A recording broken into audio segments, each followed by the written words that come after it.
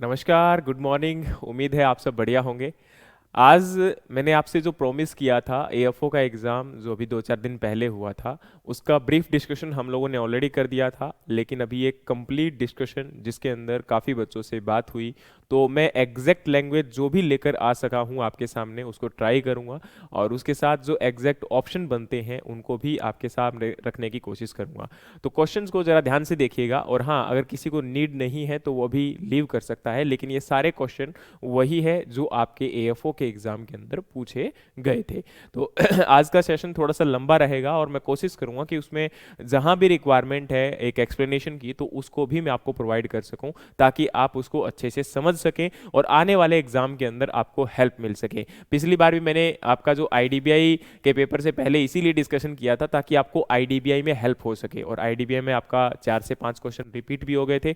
तो ऑब्वियस सी बात है, यहां भी अगर हम बात करें तो ये क्वेश्चन आपके रिपीट हो सकते हैं। और इस बार आईबीपीएस ने वाकई में जो सबसे बड़ा कमाल किया है वो ये किया है कि इन्होंने बड़े ही ट्रिकी क्वेश्चंस को आपका यहां पर प्रोवाइड करवाया है। अब ट्रिकी इन द सेंस क्या होता है, इस चीज को समझने की कोशिश करना कि यहां पर होता है कि क्वेश्चंस के जो फॉर्मेट है उनको थोड़ा सा बदलाव लेकर आए। और ये मैं को आज से नहीं, पिछले 4 साल से बोल रहा हूं कि अपनी प्रिपरेशन को जो है वो बदलाव करो, अपनी प्रिपरेशन के तरीकों में बदलाव करो, और कोशिश करो कि मैक्सिमम जो आपकी रेफरेंस बुक हैं उनको ही पढ़ो। ये मैं आज से नहीं बोल रहा हूं, मैं आपको पिछले 4-5 साल से लगातार बोल रहा हूं कि रेफरेंस बुक का भरोसा करो। और रेफरेंस बुक में जो आप लोगों को पढ़ने को और सीखने को मिलता है वो आपको कहीं नहीं मिलता। रेफरेंस बुक का मतलब जानते हो? इसका मतलब ये नहीं कि जो आपकी कॉम्पिटिटिव बुक्स होती हैं या फिर जो आप कोचिंग के नोट्स को पढ़ते हो ये रेफरेंस कंटेंट नहीं होता है।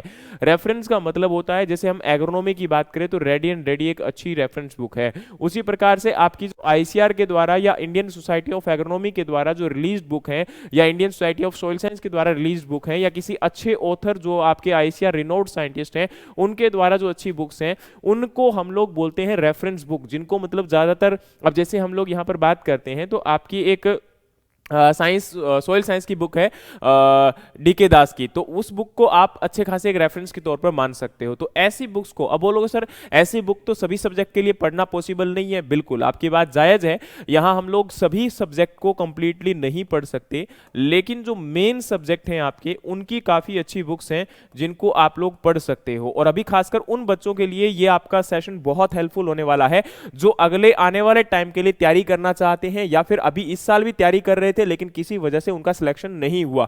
अब आप लोग एक चीज को देख लो कि अभी आपके पास, अगर आप एएफओ देखो, पहली बात तो ये है कि इस एक एग्जाम के ऊपर डिपेंडेंट मत रहो, मैं पहले भी बोलता हूं। अच्छा, ये सेशन क्यों लंबा होने वाला है? क्योंकि इसमें सारी बातें हम लोग डिस्क्लोज करेंगे जो आपके लिए इंपॉर्टेंट है। पूरा पेपर भी डिस्क्लोज करेंगे, क्या इसके अंदर चीजें इंपॉर्टेंट है, क्या आपका आगे आने वाले आप टाइम में हेल्प कर सकता है आपको, तो वो सारी बातें। तो एक तो एएफओ के ऊपर डिपेंडेंट मत रहो। अभी रिसेंटली अगर हम बात करें तो आपका CWC central warehouse corporation का एग्जाम आ चुका है, एनएससी यानी कि नेशनल सीड कॉर्पोरेशन का एग्जाम आ चुका है। उसके बाद अगर हम बात करें तो एफसीआई के आने की उम्मीद आपकी काफी हद तक है। अभी अगर हम राजस्थान की बात करें तो राजस्थान के बच्चे जो आपका डब्ल्यूओ का एग्जाम है उसकी तैयारी कर सकते हैं, एओ का एग्जाम आपका चल रहा है उसकी तैयारी कर सकते हो। उसके बाद अगर हम बात करें तो राजस्थान के अंदर एक आपका और पोस्ट आई, असिस्टेंट मेजर की पोस्ट, उसके लिए तैयारी कर सकते हो। मतलब आप हर एग्जाम की जो आपके लेवल पे आ सकता है, जैसे हम हरियाणा की बात करते हैं तो एडीओ की पोस्ट के आने के चांसेस हैं। ठीक है, तो इन एग्जाम के लिए अपने आप को तैयार करना स्टार्ट करो। और इसमें आपके जो क्वेश्चंस का लेवल है, अगर आप लोग राजस्थान डब्ल्यूओ की बात करोगे, एडीओ की बात करोगे, अच्छा जो एमएससी लेवल के आपके जो क्वेश्चंस होते हैं, ठीक है, ये आपका अभी जो एमएससी एंट्रेंस के एग्जाम होने वाले हैं उनको सभी को फॉर्म को फिलअप कर देना। तो इससे फायदा ये होगा कि आपको इन एग्जाम में भी हेल्प मिलेगी। कारण क्या है? क्योंकि आप एएफओ के अंदर जो क्वेश्चंस को देखोगे तो काफी ऐसे क्वेश्चंस हैं जो ट्रिकी फॉर्म में पूछे गए थे, और वो आपके एमएससी के कई प्रीवियस ईयर एग्जाम्स के अंदर पूछे जा चुके हैं। तो इसलिए ये आपको हेल्प करेगा। बहुत सारे बच्चे जो है इन चीजों के अंदर आपका अपने आप को नहीं इंडल्ज करते हैं और वो सोचते हैं कि शायद ये तो एग्जाम ही अलग है। नहीं, एग्जाम को देके देखा करो। जितने भी, जब तक आप तैयारी कर रहे हो तब तक जितने एग्जाम आपके सामने आते हैं उनको आप तैयार करो। ठीक है, चलिए आगे हम सबसे पहले क्वेश्चन की तरफ बढ़ते हैं, जो क्वेश्चन आपको सबसे ज्यादा कंफ्यूज भी कर रहा था। अब इस क्वेश्चन में क्या कहानी है इसको मैं सबसे पहले बताता हूं। क्वेश्चन क्या है? The optimum range for electrical conductivity in soil where suitable management practices such as drainage should be done to ensure the satisfactory crop growth. अब देखो यहां पर क्या बोला गया कि आपकी इलेक्ट्रिकल कंडक्टिविटी सॉइल में कितनी होनी चाहिए जिसके अंदर हम लोग सूटेबल मैनेजमेंट प्रैक्टिसेस करके जैसे कि ड्रेनेज वगैरह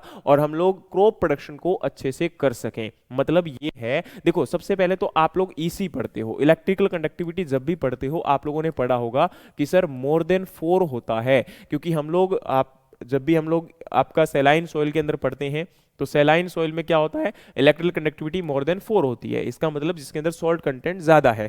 ठीक है, तो यहां पर एक रेंज है जिसको हम लोग नॉर्मली पढ़ते होते हैं, ये आपका है इलेक्ट्रिकल कंडक्टिविटी के लिए रेंज आपका, जिसमें है 0 से 2 या 2 से 4, 4 से 8, 8 से 16। तो इसमें अगर होता तब तो हम लोग कर देते कि भाई 4 से कम होना चाहिए, तभी हम उसके अंदर आपका कर सकते हैं।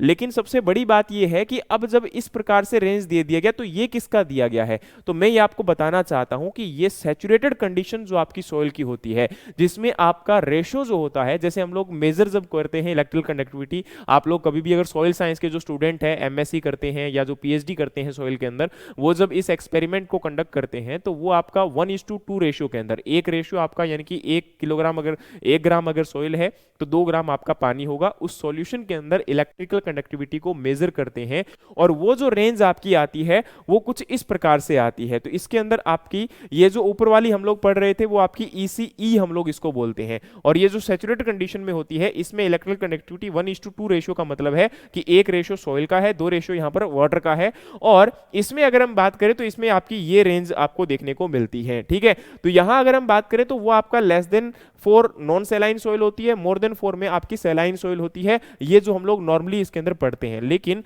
जब आपकी सैचुरेटेड कंडीशन जिसमें आपका मेजर किया जाता है तो उस कंडीशन में ये रेंज होती है। ठीक है, तो अगर हम इस ऑप्शन के अकॉर्डिंग बात करें जो मतलब मुझे ऑप्शन मिले, बाकी ऑप्शंस अगर इसके अंदर थोड़ा बहुत अगर फेरबदल हो तो ये मैंने आपको रेंज दे दी। अब यहां अगर मैं बताना चाहूं तो देखो 0.8 से 1.6 तक क्या है, ये आपका क्रिटिकल है सॉल्ट सेंसिटिव क्रॉप के लिए। तो इसमें याद रखना कि ये जो आपकी कंडीशन है इसको आप लोग मैनेजमेंट कर सकते हो, ड्रेनेज वगैरह या जो आपकी एग्रोनॉमिक प्रैक्टिसेस होती है उनको मैनेजमेंट किया जा सकता है। इसके अलावा आपको अगर यहां जाना है तो हैवी मैनेजमेंट प्रैक्टिसेस करनी पड़ती है जो कि पॉसिबल नहीं होती है फील्ड लेवल पर। तो इसमें याद रखना कि आंसर जो है 1.6 से बिलो ही जाएगा, तो जो भी आपका यहां पर 1.6 से लास्ट ऑप्शन जो बिलोंग करता है उसमें हम लोग राइट आंसर कर सकते हैं। तो इसके अकॉर्डिंग तो ये है, लेकिन हो सकता है कि एग्जाम में आपका जो भी वैल्यू रही होगी उसके अकॉर्डिंग अगर आपने इससे बिलो किया है यानी कि इस रेंज से आपका मैक्सिमम जो यहां पर अगर आपने उसको अडॉप्ट किया है तो उसके अकॉर्डिंग आपका आंसर सही हो जाएगा, अदरवाइज आंसर आपका गलत होगा। बाकी इसका मेन कॉन्सेप्ट यही था कि इसको कॉन्सेप्ट को मैं आपको समझा सकूं कि क्या होता है, ताकि आपको एक अंडरस्टैंडिंग बन सके। आप लोग आने वाले टाइम के लिए इस चीज के रिगार्डिंग सतर्क रहना चाहिए, क्योंकि देखो ये चीजें बहुत जरूरी है। ये थोड़ा सा डीपली क्वेश्चन पूछा गया था, काफी अच्छा एक क्वेश्चन है। ठीक है, अगर हम एमएससी जो सॉइल साइंस के बच्चे होते हैं उनको भी कई बार जब 1-2 साल हो जाते हैं तो शायद उनको भी नॉलेज कम होती है, तो इसलिए हमारे लिए थोड़ा सा ट्रिकी हो जाता है। और इस प्रकार के क्वेश्चन भी अब एग्जाम में आने लग गए, इसका मतलब आपको इन सब्जेक्ट्स को अच्छे से डीप लेवल पे पढ़ना पड़ेगा, तभी आप इन एग्जाम को क्रैक कर सकते हो। अब हम बात करते हैं तो आपका यहां पर नेक्स्ट क्वेश्चन है जी। अच्छा, इसमें क्वेश्चन देने के बजाय मैंने एक चीज और आपको एक्सप्लेन करने की कोशिश की है, जैसे यहां पर जो आपकी इसी रेंज है इनको भी मैंने आपको बता दिया कि भाई इस रेंज के अंदर क्या होता है, इस रेंज में अगर आपका है यहां पर तो सॉल्ट कौन कौन से प्रेजेंट रहेंगे। ठीक है, ये जो कंडीशन है मैंने आपको यहां पर दिखाने की कोशिश की है। और दूसरी तरफ अगर हम बात करें तो आपका सॉल्ट टॉलरेंट क्रॉप की बात की है और उनके लिए जो थ्रेशोल्ड लेवल है आपका वो भी यहां पर मैंने प्रोवाइड करवा दिया है, तो आप इसको यूज कर सकते हो एज ए आपका नेक्स्ट टाइम एग्जाम में यहां से कोई क्वेश्चन आता है तो उस केस में आप इन टेबल को फॉलो कर सकते हो।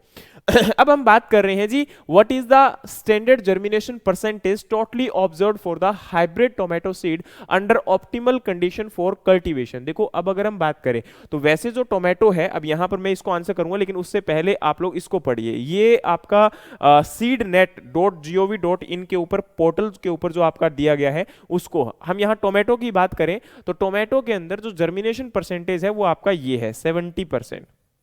ठीक है, ये हमारा फाउंडेशन सीड के लिए है, यही हमारा सर्टिफाइड सीड के लिए है। लेकिन जब हम हाइब्रिड सीड की बात करते हैं तो उसमें जर्मिनेशन परसेंटेज आपका इंप्रूव हो जाता है। ठीक है, तो यहां अगर हम बात करेंगे तो जब आपका हाइब्रिड सीड आएगा तो उसमें आपका कितना हो जाएगा जी, लगभग लगभग आपका 90%। ठीक है, तो ये कंडीशन को याद रखिएगा कि 90% से अबव हो जाता है सीड के अंदर जर्मिनेशन परसेंटेज जब हम लोग हाइब्रिड सीड की बात करते हैं या फिर हाइब्रिड सीड टोमेटो की बात करते हैं। उसके बाद हमारा अगला क्वेश्चन है जी, which of the following type of organism are known to thrive and proliferate. अच्छा, एक चीज मैं यहां पर पिछले क्वेश्चन में एक और बताना चाहता हूं कि इसमें आपका जो सीड है, सीड के रिगार्डिंग आपने देखा होगा या तो किसी एग्जाम के अंदर आपका सीड रिप्लेसमेंट रेशियो के क्वेश्चन आ जाते हैं, या सीड मल्टीप्लीकेशन रेशियो के क्वेश्चन आ जाते हैं, या सीड जर्मिनेशन परसेंटेज के रिगार्डिंग क्वेश्चन आ जाते हैं।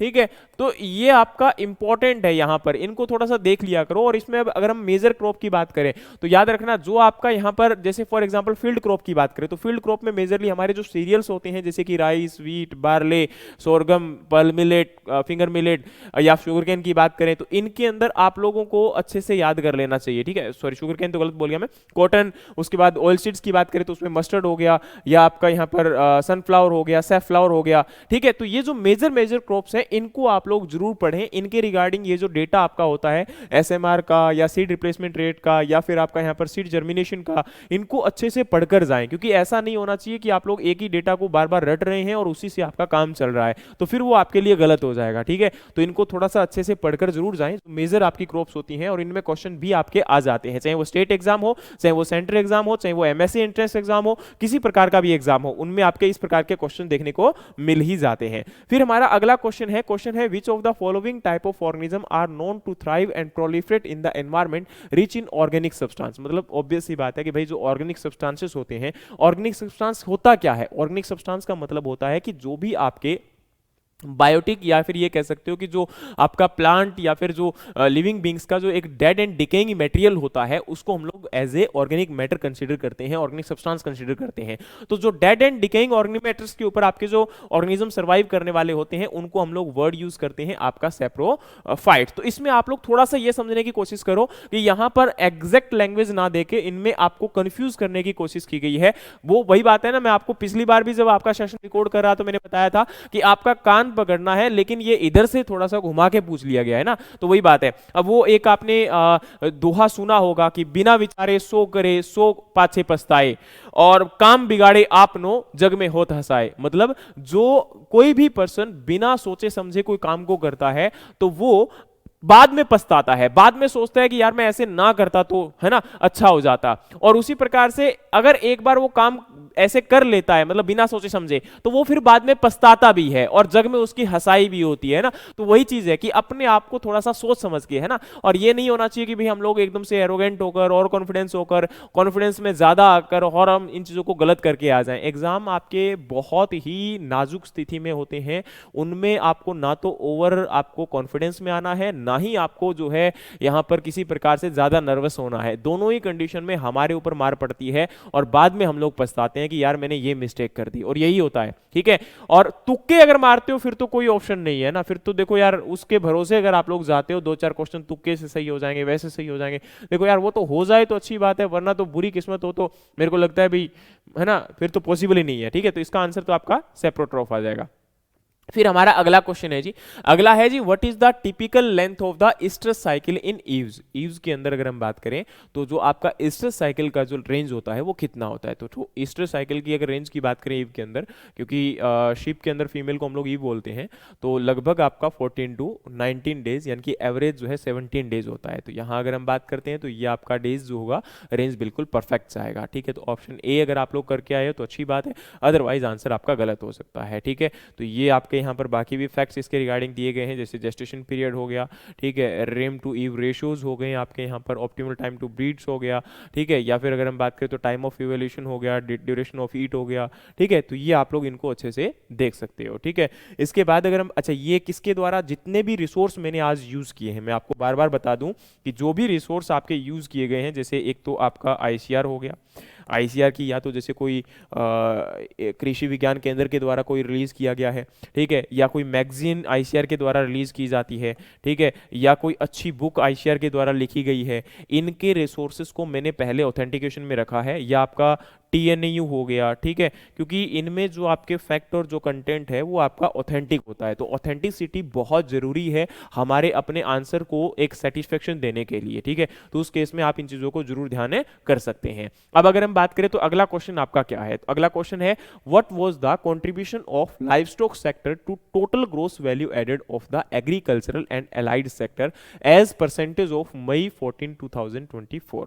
देखिए भाई, इस सिंपल से क्वेश्चन को समझने की कोशिश करिएगा कि जैसे फॉर एग्जांपल हमारा टोटल जीवीए होता है, ठीक है, तो उसमें ऐसा है कि बोलोगे सर एग्रीकल्चर का जो टोटल होता है वो तो लगभग लगभग आपका 16 से 17% होता है। तो यहां पर हम लोग सोचें कि भाई इसका तो 16 से 17 तो इस प्रकार से क्या नहीं।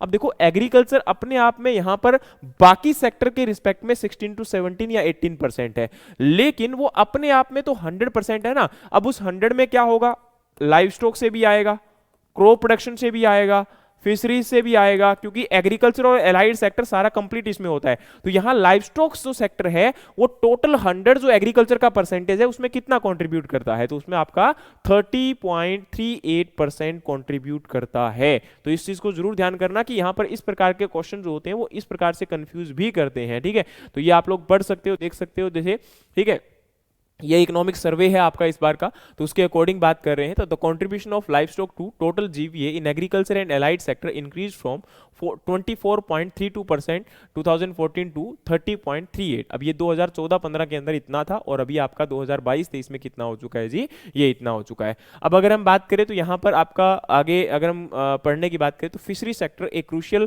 Contributor to Indian economy makeup of 6.72% of agriculture GVA. तो एग्रीकल्चर जीवीए के अंदर एग्रीकल्चर में कितना है आपका फिशरीज का, ये 6.72, ठीक है, has grown to compound rate of 8.92। अब मतलब क्या है, 2014-15 में 6.72 था और अभी कितना हो चुका है, 8.92 हो चुका है 2022-23 के अकॉर्डिंग, ठीक है। तो ये आपका पीआईबी के अकॉर्डिंग है, इसको आप लोग देख लीजिएगा, क्योंकि करंट अफेयर को तो हम लोग जो भी ऑथेंटिक आपका, अभी जैसे पीआईबी है, प्रेस इंफॉर्मेशन ब्यूरो, उस पर ज्यादातर आपके ऑथेंटिक और ओरिजिनल डेटा को पब्लिश किया जाता है, इकोनॉमिक सर्वे को किया जाता है। तो ये हम लोग पीआईबी को भी और इकोनॉमिक सर्वे को भी, दोनों को आप लोग एक प्रकार से सोर्स।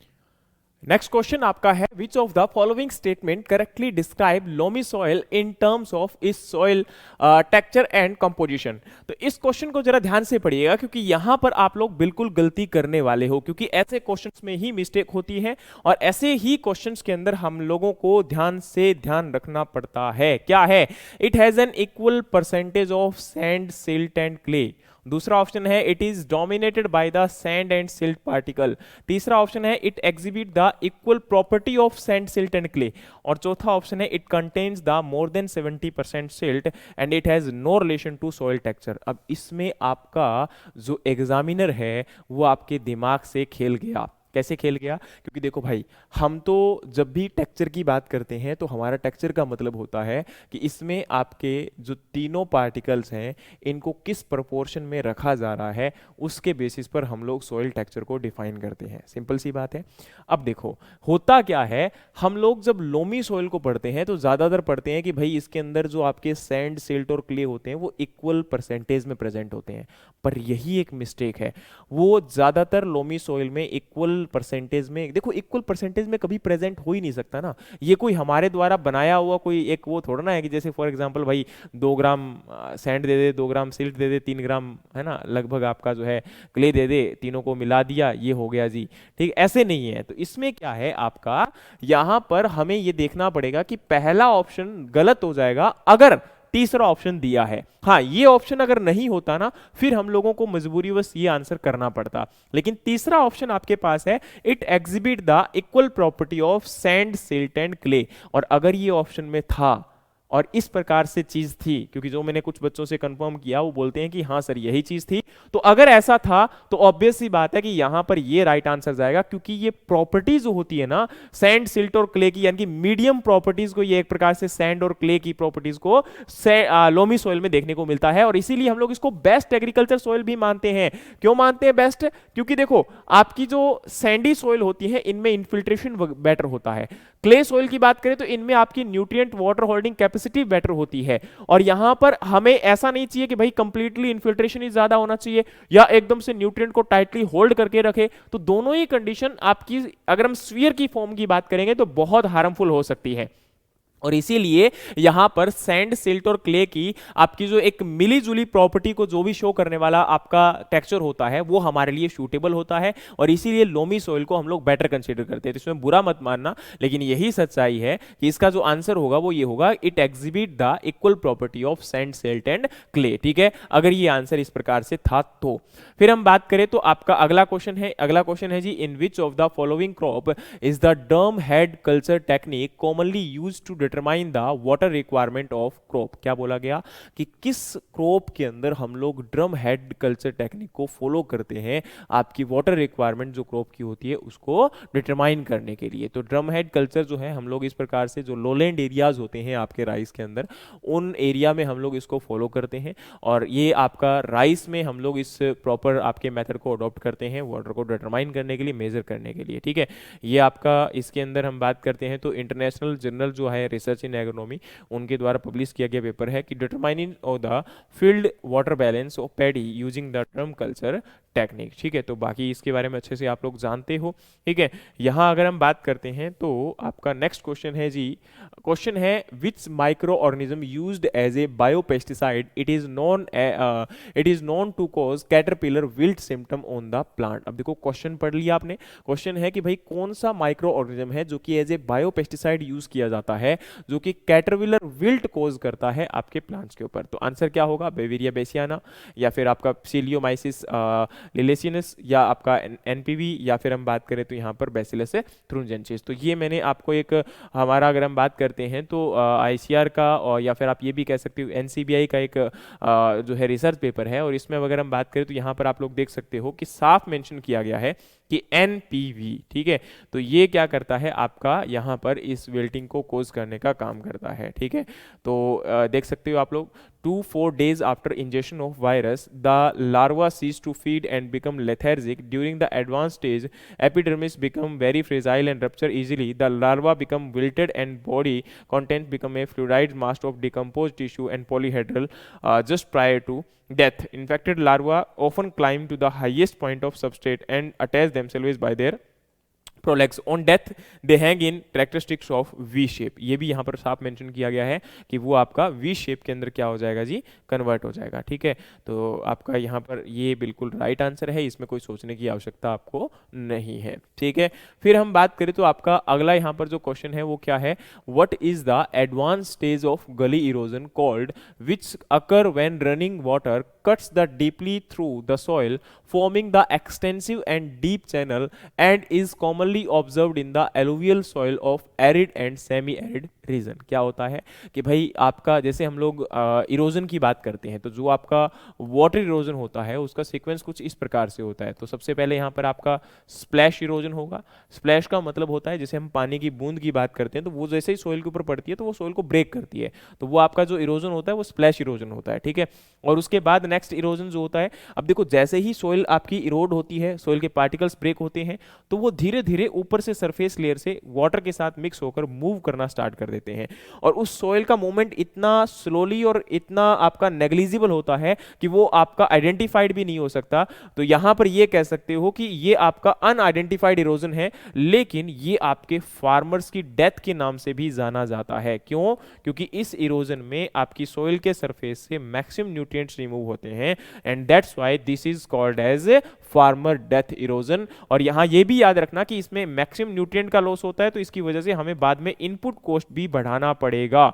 ये आपका सीट इरोजन, और सीट का जो एडवांस फॉर्म है वो आपका होता है जी क्या, रील इरोजन। ठीक है, और रील इरोजन का जो एडवांस फॉर्म होता है वो होता है जी आपका गली, और गली का जो आपका एडवांस फॉर्म होता है वो होता है जी रेवाइन। ठीक है, तो यहाँ जो क्वेश्चन है वो आपका काफी ही ये कह सकते हो कि थोड़ा सा लेंदी करके और आपको एक एग्जामिन करके यहाँ पर क्वेश्चन पूछा जा रहा है, तो स्ट्रीम बैंक वगैरह बिल्कुल आपके माइंड में आते होंगे। ठीक है, देखो रील तो एडवांस हो नहीं सकता क्योंकि रील तो पहले की स्टेज है, सप्लैश बिल्कुल फर्स्ट स्टेज है, शीट आपकी सेकंड स्टेज है, तो यहाँ पर बचता है हमारा रेवाइन इरोजन। ठीक है, तो ये आपकी जो एडवांस स्टेज की जब भी हम लोग बात करेंगे। हाँ, ये फॉर्म ऑफ इरोजन है, स्ट्रीम बैंक बिल्कुल इसमें गलत नहीं है, लेकिन क्या बोला गया कि डीप चैनल बन जाते हैं। और स्ट्रीम बैंक में क्या होता है कि जो आपका नदी के किनारे का हिस्सा होता है वो टूट के आपका अंदर गिरना स्टार्ट हो जाता है। तो दोनों कंडीशन थोड़ी सी अलग हैं, तो इनको आप लोग अच्छे से समझ सकते हो, ठीक है। फिर अगर हम बात करें तो आपका अगला यहाँ पर जो क्वेश्चन है वो क्या है, the journal of plant nutrition is published by which organization. तो जो आपका जर्नल ऑफ प्लांट न्यूट्रिशन है वो आप लोग देख सकते हो कि टेलर एंड फ्रांसिस के द्वारा क्या किया जाता है, रिलीज किया जाता है। तो यहाँ पर आंसर क्या होगा जी, टेलर एंड फ्रांसिस ग्रुप। तो देखो ऐसे क्वेश्चन, अब आपका यहाँ पर सबसे बड़ी कंफ्यूजन ये है कि क्या हम लोग सर सारे जर्नल को याद करना पड़ेगा, क्या हमारा पूरा एग्रीकल्चर याद करना पड़ेगा, क्या हम लोग हर चीज को याद करेंगे, इसी से काम चलेगा? तो नहीं भाई, मैं आपको बार बार बोलता हूं, मैंने हर बार जब भी आपके एग्जाम्स की बात की है, आप इसमें भी देखिएगा, यहां पर भी अगर मैं बात करूं तो कट ऑफ शायद काफी कम जा सकती है। क्यों जा सकती है कम? देखो दो कारण है। कई बार बच्चे बोलते हैं कि सर इस बार तो पोस्ट, नंबर ऑफ पोस्ट कम है, कट ऑफ ज्यादा जाएगी, ये होगा वो होगा। बिल्कुल आपकी बात जायज होती है, अगर एग्जाम का लेवल कम हो जाए तो उस केस में हो सकता है, लेकिन इस एग्जाम को आप इतना इजी नहीं कह सकते हो। इजी कहने का मतलब ये होता है कि क्वेश्चन आपको बाद में देखने में इजी लग रहे हैं, लेकिन जब एग्जाम में बैठे होते हैं, क्वेश्चन की लैंग्वेज कंफ्यूजन में आ जाती है, तो फिर वही बात है कि सारे तोते उड़ जाते हैं। ये सच्चाई है और इसी बात के अंदर आपको देखना भी पड़ेगा। तो यहां अगर हम बात करें तो आपके जो एग्जाम है तो उसके अंदर कट ऑफ ज्यादा तब जाती है, जैसे फॉर एग्जांपल हम प्रीलिम्स की बात करते हैं, तो प्रीलिम्स में क्या हुआ, नंबर ऑफ पोस्ट का फर्क पड़ेगा, लेकिन जब हम मेंस की बात करेंगे तो वही 10 टाइम स्टूडेंट्स को बुलाया जाएगा। तो जैसे फॉर एग्जांपल अगर 600 पोस्ट थी और उसमें 10 टाइम बुलाया गया तो 6000 हो गए, ठीक है। यहां अगर 300 पोस्ट हैं तो आपके 10 टाइम हो गए 3000 हो गए, ठीक है। हो सकता है कि एक आधा फालतू भी बुलाए गए हों, तो 3500 वही, अगर यहां पर 6 के बजाय 7 बुलाए जा रहे हैं तो यहां पर 3 के बजाय 4 बुला लिए गए होंगे, तो उससे कोई ज्यादा फर्क नहीं पड़ने वाला कट ऑफ आपके यहां पर। लेकिन यहां इस बात का फर्क पड़ता है कि पेपर आसान आता है या पेपर डिफिकल्ट आता है। तो ऑब्वियस सी बात है इस पेपर को हम लोग डिफिकल्ट की कैटेगरी में जरूर रखेंगे। और मैं डिफिकल्ट की कैटेगरी में क्यों रखता हूं, अच्छा एक चीज और इंपॉर्टेंट है कि आप लोग बोलोगे सर ये डिफिकल्ट है या नहीं है या मॉडरेट में आएगा। तो देखो मॉडरेट और डिफिकल्ट ऑब्वियस सी बात है तीन ही कैटेगरी होंगी, ठीक है। इसके अंदर चौथी कैटेगरी हम लोग यहां पर नहीं मान सकते, क्योंकि इजी जो होता है उसमें हम लोग ये बोलते हैं कि भाई बिल्कुल आसानी से देखे और हो गए।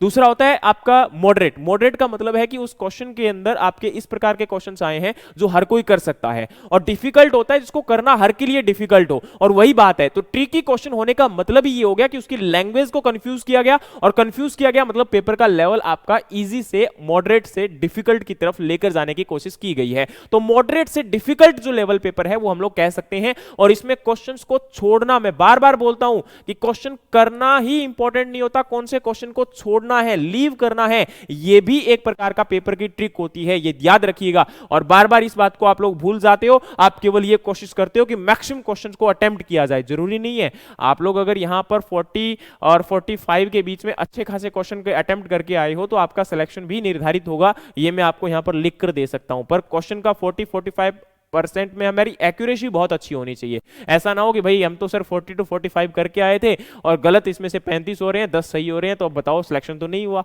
तो ऐसा नहीं बोल रहा हूं मैं, आपको ये बोलना चाहता हूं कि आपका सिलेक्शन तब पॉसिबल है जब आप एक्यूरेसी अच्छी रखते हो और 40 से 45 के बीच में करके आते हो। ये मेरा वादा है कि आपका सिलेक्शन हो जाएगा, पर एक्यूरेसी बहुत जरूरी है।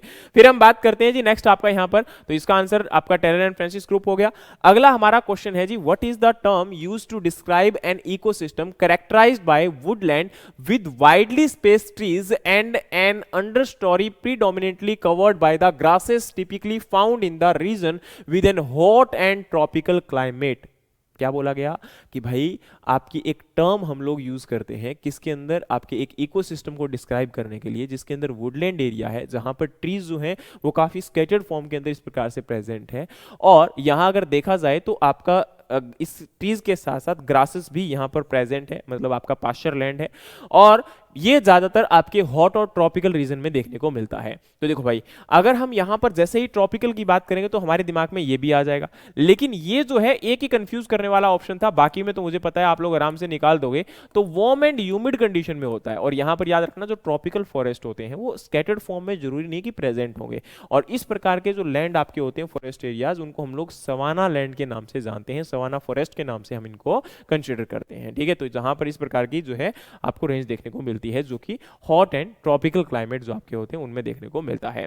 फिर हम बात करते हैं जी, अच्छा ये रहा आपका स्वाना का पूरा डिस्क्रिप्शन, ठीक है, आप लोग एक बार इसको अच्छे से चेक कर सकते हो, पढ़ लीजिएगा। अच्छा ये जो पीडीएफ है वो बिल्कुल आपको मिल जाएगी, मुझे पता है आप में से काफ़ी बच्चे इस बात को रिकमेंड मतलब मांगते हैं कि सर कट ऑफ दे दीजिए, हमें जो है पीडीएफ दे दीजिए, बार बार बोलते हैं, तो आप चिंता मत करिए, इसकी पीडीएफ हमारे टेलीग्राम चैनल पर आपको मिल जाएगी। हमारा टेलीग्राम चैनल का लिंक डिस्क्रिप्शन के अंदर दिया गया है, वहां पर जाकर उसको ज्वाइन कर लीजिएगा, वहां पर आपको पीडीएफ जो है वो शाम तक मिल जाएगी, ठीक है। लेकिन मैं फिर बोलता हूं अच्छे से देखो, समझो, और समझने के बाद रटा रटाया हर चीज पीडीएफ को कलेक्ट करने की कोशिश मत करो, दिमाग में बैठाने की कोशिश करो, समझने की कोशिश करो, कॉन्सेप्ट्स को क्लियर करो, और कॉन्सेप्ट्स को क्लियर नहीं करोगे तो बाद में फिर पछताओगे, और यही चीज होती रहेगी, ठीक है। तो एक चीज को बहुत जरूरी है समझना कि अपने माइंड में इन चीजों को क्लियर करना स्टार्ट करो। अगला क्वेश्चन था जी, what is the standard fat content in double toned milk. तो आसान क्वेश्चन है ये आपका। तो डबल टोन्ड मिल्क का मतलब क्या होता है? डबल टोन्ड मिल्क का मतलब ये होता है भाई साहब कि आपका जिसके अंदर फैट को और ज्यादा रिड्यूस किया जाता है। टोन्ड मिल्क में क्या होता है, 3% फैट होती है, लेकिन डबल टोन्ड मिल्क के अंदर 1.5% फैट होती है। ये हमारा लो फैट मिल्क भी कंसीडर हम इसको करते हैं। तो पास्चुराइज्ड ये क्या है आपका, डबल टोन्ड मिल्क है, ठीक है। अच्छा एक यहां पर वर्ड और कई बार लिखा होता है, जैसे यहां पर भी लिखा गया है fortified, vitamin A and vitamin D. भाई फोर्टिफिकेशन का मतलब होता है जब उसमें न्यूट्रिएंट एनरिचमेंट किया जाता है, ठीक है। न्यूट्रिएंट आपका क्या किया जाता है, एनरिचमेंट किया जाता है। अब आप लोग एक बात को अच्छे से जानते होंगे कि न्यूट्रिएंट एनरिचमेंट का मतलब होता है कि उसके अंदर न्यूट्रिएंट को इंक्रीज किया गया है, जिसके अंदर आपका विटामिन ए और विटामिन डी को ऐड किया गया है। अब यहीं पर अगर वर्ड हमारा होता बायोफोर्टिफाइड, तो इसका मतलब हो जाता जी इसके अंदर आपके किसी लिविंग बींग्स के आपका जो है उससे हम लोगों ने क्या किया है, उसको इंप्रूव करने की कोशिश की है, तो आपका बायोफोर्टिफिकेशन वो हो जाता। तो इन चीजों को आप अच्छे से देख सकते हो, पढ़ सकते हो और समझ सकते हो, ठीक है। तो यहां पर आंसर आपका क्या हो जाएगा, 1.5% फैट, बिल्कुल सही है, ठीक है। और ये आपका अलग अलग, जैसे हम लोग यहां पर एनिमल्स की बात करते हैं तो बफेलो मिल्क है, शीप मिल्क है, गॉट मिल्क है, डबल टोन मिल्क है, तो इनमें आपका एसएनएफ कितना होता है, स्किम मिल्क में एसएनएफ कितना होता है, cow milk, tone milk, standardize milk या रिकंबाइंड मिल्क में एसएनएफ कितना होता है। और ये यहां पर आपका आ गया एनिमल मिल्क, जो skim milk, double tone milk, toned, sheep, goat, combined, cow milk, standardize milk या फिर बफेलो मिल्क, इनके अंदर आपका फैट कंटेंट। तो ये आपका टेबल अच्छे से याद कर लीजिएगा, आने वाले एग्जाम के अंदर कहीं भी आपका हेल्पफुल हो सकता है, ठीक है। अब हम बढ़ते हैं आपके अगले क्वेश्चन की तरफ। अगला क्वेश्चन है, the muga silk worm known for producing the golden muga silk feed on which of the following host plant. भाई यहां पर पूछा गया है कि म्यूगा सिल्क वॉर्म जो है वो आपका गोल्डन म्यूगा सिल्क को प्रोड्यूस करने के लिए मशहूर है या फिर आपका जाना जाता है। तो ये आपका फीड जो है इनमें से किस होस्ट प्लांट के ऊपर करता है? पहला है मलबरी, दूसरा है अर्जुन, तीसरा है सोम एंड सोलू, या फिर चौथा आपका है कैस्टर, चौथा पांचवा आपका है ओक। तो यहां पर आंसर क्या हो जाएगा जी, सोम एंड सोआलू, ठीक है।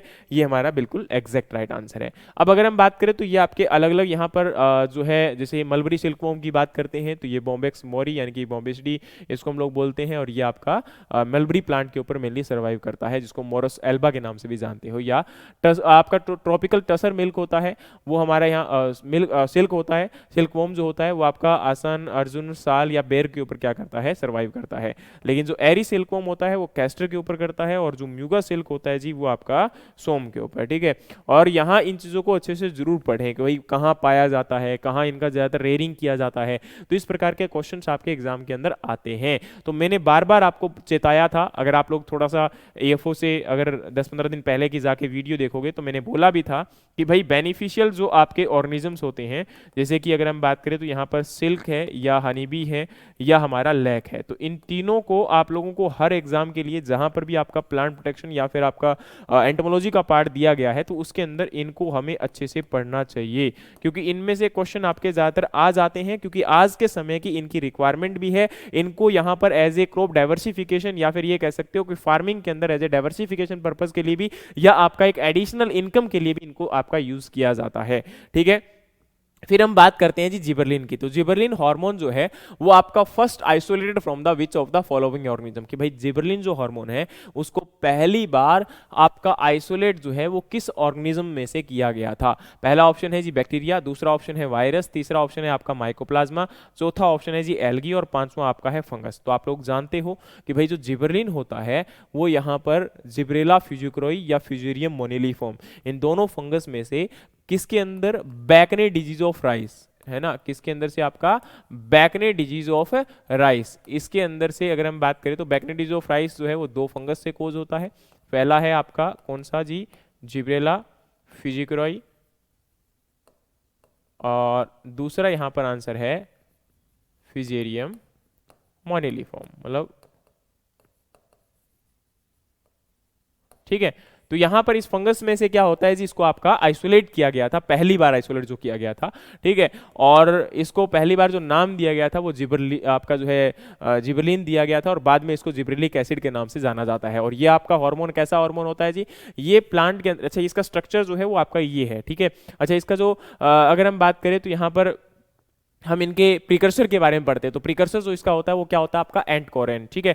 अच्छा दूसरी बात है कि जिबरलिन प्लांट के अंदर करता क्या है, तो जिबरलिन प्लांट के अंदर एक तो सीड जर्मिनेशन को इंप्रूव करता है, सीड जर्मिनेशन में एक इंपॉर्टेंट रोल होता है, ठीक है। जब आपका वाटर एब्जॉर्प्शन हो जाता है तो उसके बाद आपके जो एंजाइम्स हैं उनको एक्टिवेट करने में जिबरलिन का बहुत इंपॉर्टेंट रोल होता है, तो ये सीड की डोरमेंसी को भी ब्रेक डाउन करने में हेल्प करता है। इसके साथ में जो इंटरनोडल रीजन होता है प्लांट के अंदर, उसको भी आपका क्या करेगा, लेंथ को इंक्रीज करने का काम करेगा। मैंने क्या बोला, जो इंटरनोडल रीजन होता है, दो नोड्स के बीच के जो स्पेस होते हैं उनको भी लेंथ को इंक्रीज करने का आपका काम किया जाता है, किसके द्वारा, यहां पर जिबरलिन के द्वारा, ठीक है। अब अगर हम बात करें तो जिबरलिन जो है वो एक ऐसा हार्मोन है जो आपके प्लांट्स के अंदर उसकी लेंथ को इंक्रीज करेगा, या फ्रूट्स के साइज को भी इंक्रीज करने के लिए हम लोग इसको यूज करते हैं, ये भी इंपॉर्टेंट है। जैसे हम लोग ग्रेप्स वगैरह की बात करें या फिर जो भी फ्रूट्स आपके होते हैं या वेजिटेबल्स होते हैं, उनके साइज के इंक्रीमेंट के लिए भी हम लोग जिबरलिन को यूज कर सकते हैं। या जो आपका शुगर केन जो है उसके अंदर आपका ये कह सकते हो कि भाई एक प्रकार से उसकी जो मतलब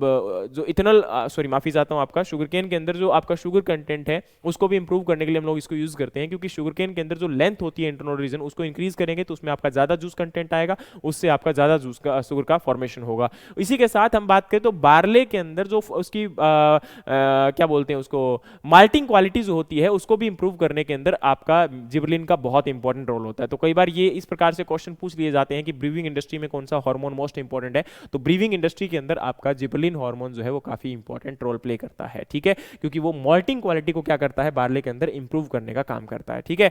चलिए भाई अब यहां पर अगले क्वेश्चन की तरफ बढ़ते हैं। अगला क्वेश्चन आपका है, what is the unit of crop water use efficiency. अब क्रॉप वाटर यूज एफिशिएंसी की जो आपकी यूनिट होती है वो क्या होगी, यहां पर आपका है एमएम पर किलोग्राम, किलोग्राम पर मीटर स्क्वायर, या आपका किलोग्राम पर हेक्टेयर पर सेंटीमीटर, या आपका किलोग्राम पर हेक्टेयर, या फिर आपका ग्राम पर हेक्टेयर ग्राम पर एमएम। तो इसमें अगर हम बात करें तो यहाँ पर किलोग्राम पर हेक्टेयर पर सेंटीमीटर जो है वो बिल्कुल सही है, या अगर यहाँ पर आपका होता तो किलोग्राम पर हेक्टेयर पर एमएम अगर होता तो ये भी बिल्कुल सही हो सकता था, ठीक है। दोनों में से एक ही यूनिट आपकी, ऐसा नहीं है कि दोनों ही होंगी वहां पर, ऑब्वियस ही बात नहीं होगी, ठीक है, लेकिन अगर है तो दोनों ही यूनिट बिल्कुल सही होती है, इसमें कोई गलत बात नहीं है, दोनों को यूज किया जा सकता है, ठीक है। लेकिन एक ही आंसर है तो ऑब्वियस ही बात है वहां पर जो भी था वो आप लोग कर सकते हो। फिर हमारा अगला क्वेश्चन है जी, in soil both organic and inorganic colloid suspended in water typically carry which type of charge.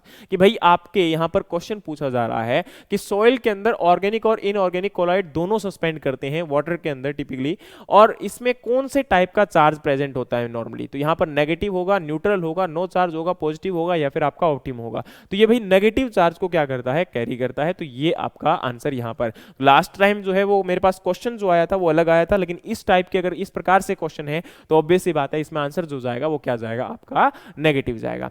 फिर यहां अगर हम बात करें तो अगला क्वेश्चन है, Arka Puneet mango variety is developed from the which of the following cross and known for its vigorous plant resistant to spongy tissue elliptical fruit which with a yellow colour and red blush upon ripening firm orange colour pulp and good keeping quality. मतलब यहां पर अर्का पुनीत जो है वो किसका cross है, main question यही था। बाद में इसकी जो क्वालिटीज हैं इस पर्टिकुलर वैरायटी की उनको यहां पर मेंशन किया गया है। तो इसमें आपको आंसर है कि अल्फांसो या बंगनपली या दशहरी नीलम, नीलम अल्फांसो, रत्ना अल्फांसो, या फिर आपका अल्फांसो सिंधु। तो आंसर क्या होगा जी, अल्फांसो गुना बैंगनपली, सॉरी अल्फांसो क्रॉस बैंगनपली, इसका बिल्कुल सही आंसर है।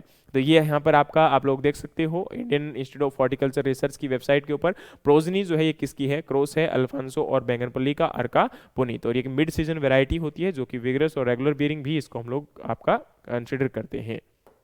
अगला क्वेश्चन से पहले एक आपके कुछ और क्रॉस भी हैं जिनको अलग अलग एग्जाम में पूछा गया है। जैसे कि हम मलिका की बात करते हैं या अमरपाली की बात करते हैं, रत्ना की बात करते हैं, सिंधु, अर्का पुनीत जो आपके अभी एग्जाम में आया है, अर्का अरुणा, अर्का अनमोल।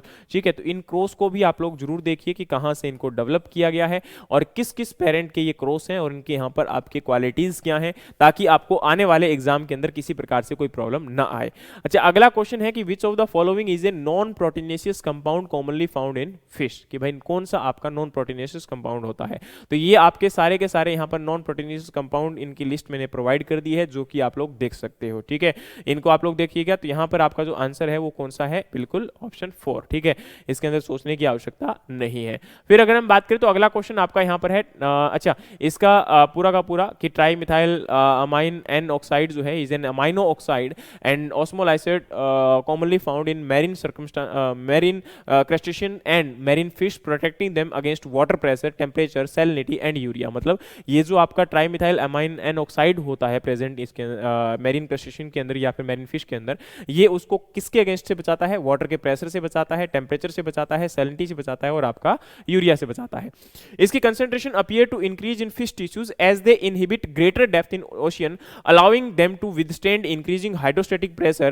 TMO metabolize into the trimethyl amine which is responsible for the pungent smell of degrading in the seafood. अब देखो ये भी जरूरी है, कई बार यहाँ पर इस प्रकार से क्वेश्चन भी आ जाते हैं आपके, जरूरी नहीं कि क्वेश्चन वही आएगा। तो क्वेश्चन क्या है कि भाई एक तो इसकी जो अमाउंट है TMAO की यानी कि ट्राइमिथाइल अमाइनो एन ऑक्साइड की, वो अमाउंट आपकी इंक्रीज हो जाती है जैसे ही वो ज्यादा डेप्थ में जाते हैं आपके फिशेस। और दूसरी तरफ हम ये बात ध्यान रखते हैं कि भाई आपका जो ट्राइमिथाइल अमाइनो जो एन ऑक्साइड होता है ये ट्राइमिथाइल अमाइन में भी कन्वर्ट हो जाता है, जिसकी वजह से आपकी जो डिग्रेडेड सी फूड्स होते हैं, जो भी आपके हम लोग मछलियां वगैरह की बात करते हैं, तो उनमें जो स्मेल आती है एक फॉल स्मेल, वो इसी की वजह से आती है उनके डिग्रेडेशन होने के बाद। तो इस प्रकार से हमें एग्जाम के अंदर क्वेश्चन किसी प्रकार से भी कंफ्यूज करते हैं, तो इसीलिए इनकी जो एक्सप्लेनेशन है, इनका जो डिटेल एनालिसिस है वो हमारे लिए जरूरी होता है। इनको आप लोग अच्छे से समझा करो, इसमें कोई टाइम पास की बात नहीं है, ये आपके आने वाले एग्जाम को समझने के लिए, आने वाले एग्जाम में किस प्रकार के क्वेश्चन आ सकते हैं, नाबार्ड में कैसे आ सकता है, आरआरबी एसओ में कैसे आ सकता है, या फिर आईबीपीएस एएफओ में कैसे क्वेश्चन आ सकते हैं, जिसमें भी फिशरीज आपका पूछा जा रहा है उसमें कैसे क्वेश्चंस आ सकते हैं, या फिर आपका और कोई एग्जाम है जिसके अंदर एग्रोनॉमी या फिर बाकी सोइल साइंस के जो क्वेश्चंस हैं वो किस प्रकार से क्वेश्चन पूछे जाते हैं। तो इनकी लैंग्वेज, क्योंकि बार बार मैं बोलता हूं आपको, क्योंकि देखो सिलेबस सेम रहेगा, सब कुछ सेम रहेगा, लेकिन क्या चेंज किया जाए, क्वेश्चन को पूछने का तरीका क्या बदला जाए, जो क्वेश्चन आपके ऑलरेडी कंटेंट प्रेजेंट है उसमें से किस प्रकार से घुमा के क्वेश्चन पूछा जाए, यही इंपॉर्टेंट होता है। ठीक है, अगला यहां पर जो क्वेश्चन है वो है which of the following type of soil is known for the containing in high organic content and significant amount of humus. भाई इसमें से जो क्वेश्चन पूछा जा रहा है कि इनमें से कौन सी टाइप ऑफ सॉइल के अंदर हाई ऑर्गेनिक जो कंटेंट है और दूसरा यहां पर आपका अमाउंट ऑफ ह्यूमस भी ज्यादा प्रेजेंट होता है। तो हम अच्छे से जानते हैं कि जो हमारी एरिड सॉइल होती है, डेजर्ट सॉइल होती है, ठीक है, इनमें आपका ऑर्गेनिक मैटर कंटेंट कम होता है। रेड सॉइल के अंदर बात करें तो डिपेंड करता है कि भाई किस एरिया में प्रेजेंट है ना, अगर वो जंगल वगैरह में प्रेजेंट है तो ऑर्गेनिक मैटर का आपके अच्छा प्रेजेंट होगा, लेकिन वहां पर ह्यूमस नहीं होगी। ठीक है, उसी प्रकार से लेटरल सोइल की बात है। लेकिन जो आपका अगर एलुवियल सोइल होता तो एलुवियल सोइल में भी ये डिपेंड करता है कि आपकी एलुवियल सोइल किस प्रकार की है। जैसे हम लोग बात करते हैं तो खादर और बांगर दो प्रकार की होती है ना, तो बांगर जो होती है वो आपकी ओल्ड होती है और खादर जो होती है वो न्यू आपकी डेवलप्ड सोइल होती है। तो इसमें आपका जो खादर होगा जिसके अंदर न्यू डेवलप हम लोग बात करते हैं, तो वो आपका वो सोइल होती है जिसके अंदर ऑर्गेनिक मैटर बहुत कम होता है। लेकिन खादर के अंदर क्या होता है, बांगर में क्या होता है, आपका ऑर्गेनिक मैटर ज्यादा होता है, जिसमें कल्टीवेशन हम लोग ऑलरेडी कर चुके होते हैं। तो न्यूली फॉर्म सॉइल जो होती है एलुवियल के अंदर वो आपकी खादर होती है और जो ओल्ड आपकी डेवलप्ड सॉइल होती है वो बांगर होती है। लेकिन यहां पर जो क्वेश्चन था वो पीटी सॉइल के रिगार्डिंग था। पीटी सॉइल के अंदर आपको पता है आपका जो ऑर्गेनिक मैटर है वो भी काफी ज्यादा प्रेजेंट होता है और उसमें आपका ह्यूमस कंटेंट भी प्रेजेंट रहता है। तो यहां पर PT soil is the right answer for here. Next हम बात करें तो आपका अगला क्वेश्चन है leaf area index is typically measured by using which of the following instrument which help in determining the total leaf area per unit ground area in the given crop और vegetation cover. देखो भाई यहां पर जो question पूछा जा रहा है ध्यान से पढ़िएगा कि लीफ एरिया इंडेक्स जो है वो टिपिकली किस पर्टिकुलर आपका इंस्ट्रूमेंट के द्वारा मेजर किया जाता है और which help in determining the leaf area per unit ground area in A given crop and vegetation cover. मतलब सिंपल सी बात है भाई, लीफ एरिया जो है उसको मेजर करने में जो ग्राउंड एरिया के रिस्पेक्ट में हमें हेल्प करता है, तो वो आपका क्या होगा, एयर फ्लो मीटर होगा। देखो एयर फ्लो जो मीटर आपका होता है वो यहाँ पर जो एयर का फ्लो है, जैसे कि हम एनिमोमीटर को यूज करते हैं उसी प्रकार से ये भी उसको मेजर करने के लिए यूज किया जाता है। लक्स मीटर मीटर की बात करें तो भाई ये लाइट मीटर भी होता है। लक्स मीटर का दूसरा नाम क्या होता है जी? आपका लाइट मीटर होता है। ये भी आप लोग जरूर याद करिएगा, यहाँ पर कई प्रकार से क्वेश्चन आपके एग्जाम में आ जाते हैं, ठीक है। ये आपका क्या है? लाइट मीटर है, जो कि आपकी यहाँ पर इंटेंसिटी ऑफ लाइट जो होती है एनवायरमेंट के अंदर, उसको मेजर करने में हेल्प करता है। किसको हेल्प करता है? आपका इंटेंसिटी ऑफ लाइट को मेजर करने में हेल्प करेगा। फिर है आपका कैप्टोमीटर। तो ये इसका राइट आंसर था, जो मैं आपको बताता हूं किस प्रकार से। कैप्टोमीटर, ये यहां पर इसका राइट आंसर था। देखो कैप्टोमीटर जो होता है वो आपका फोटोसिंथेटिक एक्टिव रेडिएशन और आपका यहां पर ये कह सकते हो कि लीफ एरिया इंडेक्स, इन दोनों को ही मेजर करने में आपका यूज किया जाता है, ठीक है। ऑरिफिस मीटर की बात करेंगे तो ये आपका कोई भी जो लिक्विड होता है, या फिर प्रोपेलर मीटर की बात करें तो ये दोनों ही क्या होते हैं? आपके जो फ्लो ऑफ लिक्विड या फ्लो ऑफ आपका कोई भी एक पर्टिकुलर आपका फ्लूइड है उसको मेजर करने में क्या किया जाता है? इनको यूज किया जाता है, ठीक है। तो ये इंस्ट्रूमेंट आपके इस प्रकार से हम लोग इनको यूज कर सकते हैं। फिर यहां अगर हम बात करें तो आंसर आपका कैप्टोमीटर हो गया जी। अगला क्वेश्चन है, lordosis disease in fish is caused by the deficiency of which of the following. तो देखो यहाँ पर डायरेक्टली डेफिशिएंसी के रिगार्डिंग क्वेश्चन पूछ लिया गया। इसका आंसर तो आपका विटामिन सी हो जाएगा। और ये आपका इस प्रकार से जो एक यहाँ पर जो एक बैंड आप कह सकते हो कि जो आपका बन रहा है उसके अंदर, उसी को हम लोग इसके नाम से कंसिडर करते हैं। और ये आपका लोरोडिसिस के नाम से जाना जाता है और विटामिन सी की वजह से होता है। अगला क्वेश्चन है, in India artificial insemination was first induced by the which of the following Pioneer. मतलब किस साइंटिस्ट के द्वारा इंडिया के अंदर आर्टिफिशियल इंसेमिनेशन को आपका लाया गया। तो आर्टिफिशियल इंसेमिनेशन जो है वो संपत कुमारन के द्वारा जो है हमारे इंडिया के अंदर इसको लाया गया जी, ठीक है। एम.एस. स्वामीनाथन हमारे क्या हैं जी? इंडिया के ग्रीन रेवोल्यूशन के फादर हैं या फिर एवरग्रीन रेवोल्यूशन के फादर हैं। फिर अगला क्वेश्चन है, in which of the following crop the high yielding variety Pusa Jai Kisan develop from the using the tissue culture technique called somaclonal variety. अच्छा, एक तो याद रखना कि पूसा किसान को हम लोग क्या बोलते हैं? सोमा क्लोनल वेराइटी भी बोलते हैं। ये आपकी टिश्यू कल्चर से भी डेवलप की जाती है। ये किसकी इंपॉर्टेंट, किस क्रॉप की इंपॉर्टेंट वेराइटी है? मस्टर्ड की, वीट की, राइस की, बार्ले की या मेज की? तो आंसर क्या होगा जी इसका? मस्टर्ड की, क्योंकि ये वैरायटी किसकी है जी? यहां पर मस्टर्ड की एक इंपॉर्टेंट वैरायटी है, ठीक है। ये आप लोग देख सकते हो आईसीआर का सोर्स के द्वारा, ठीक है, या कहीं भी आप लोग चेक करोगे तो इसमें कोई बड़ी कहानी नहीं है। अगला हमारा जो क्वेश्चन है वो है, which of the following type of demonstration refers to the process where farmers are shown step by step how to perform agricultural practices such as planting seed, controlling pest, grafting और other task to help the implement new technique on their own. देखो भाई, इस question को थोड़ा सा ध्यान से पढ़ने की आवश्यकता है। और इसमें यहां पर जो आपका देखो, आप लोगों को पता है कि यहां पर टाइप ऑफ डेमोन्स्ट्रेशन के बारे में बात हो रही है। तो डेमोन्स्ट्रेशन जो होता है वो आपका दो प्रकार का होता है, ठीक है। डेमोन्स्ट्रेशन अगर हम बात करें तो यहां पर क्या होता है जी?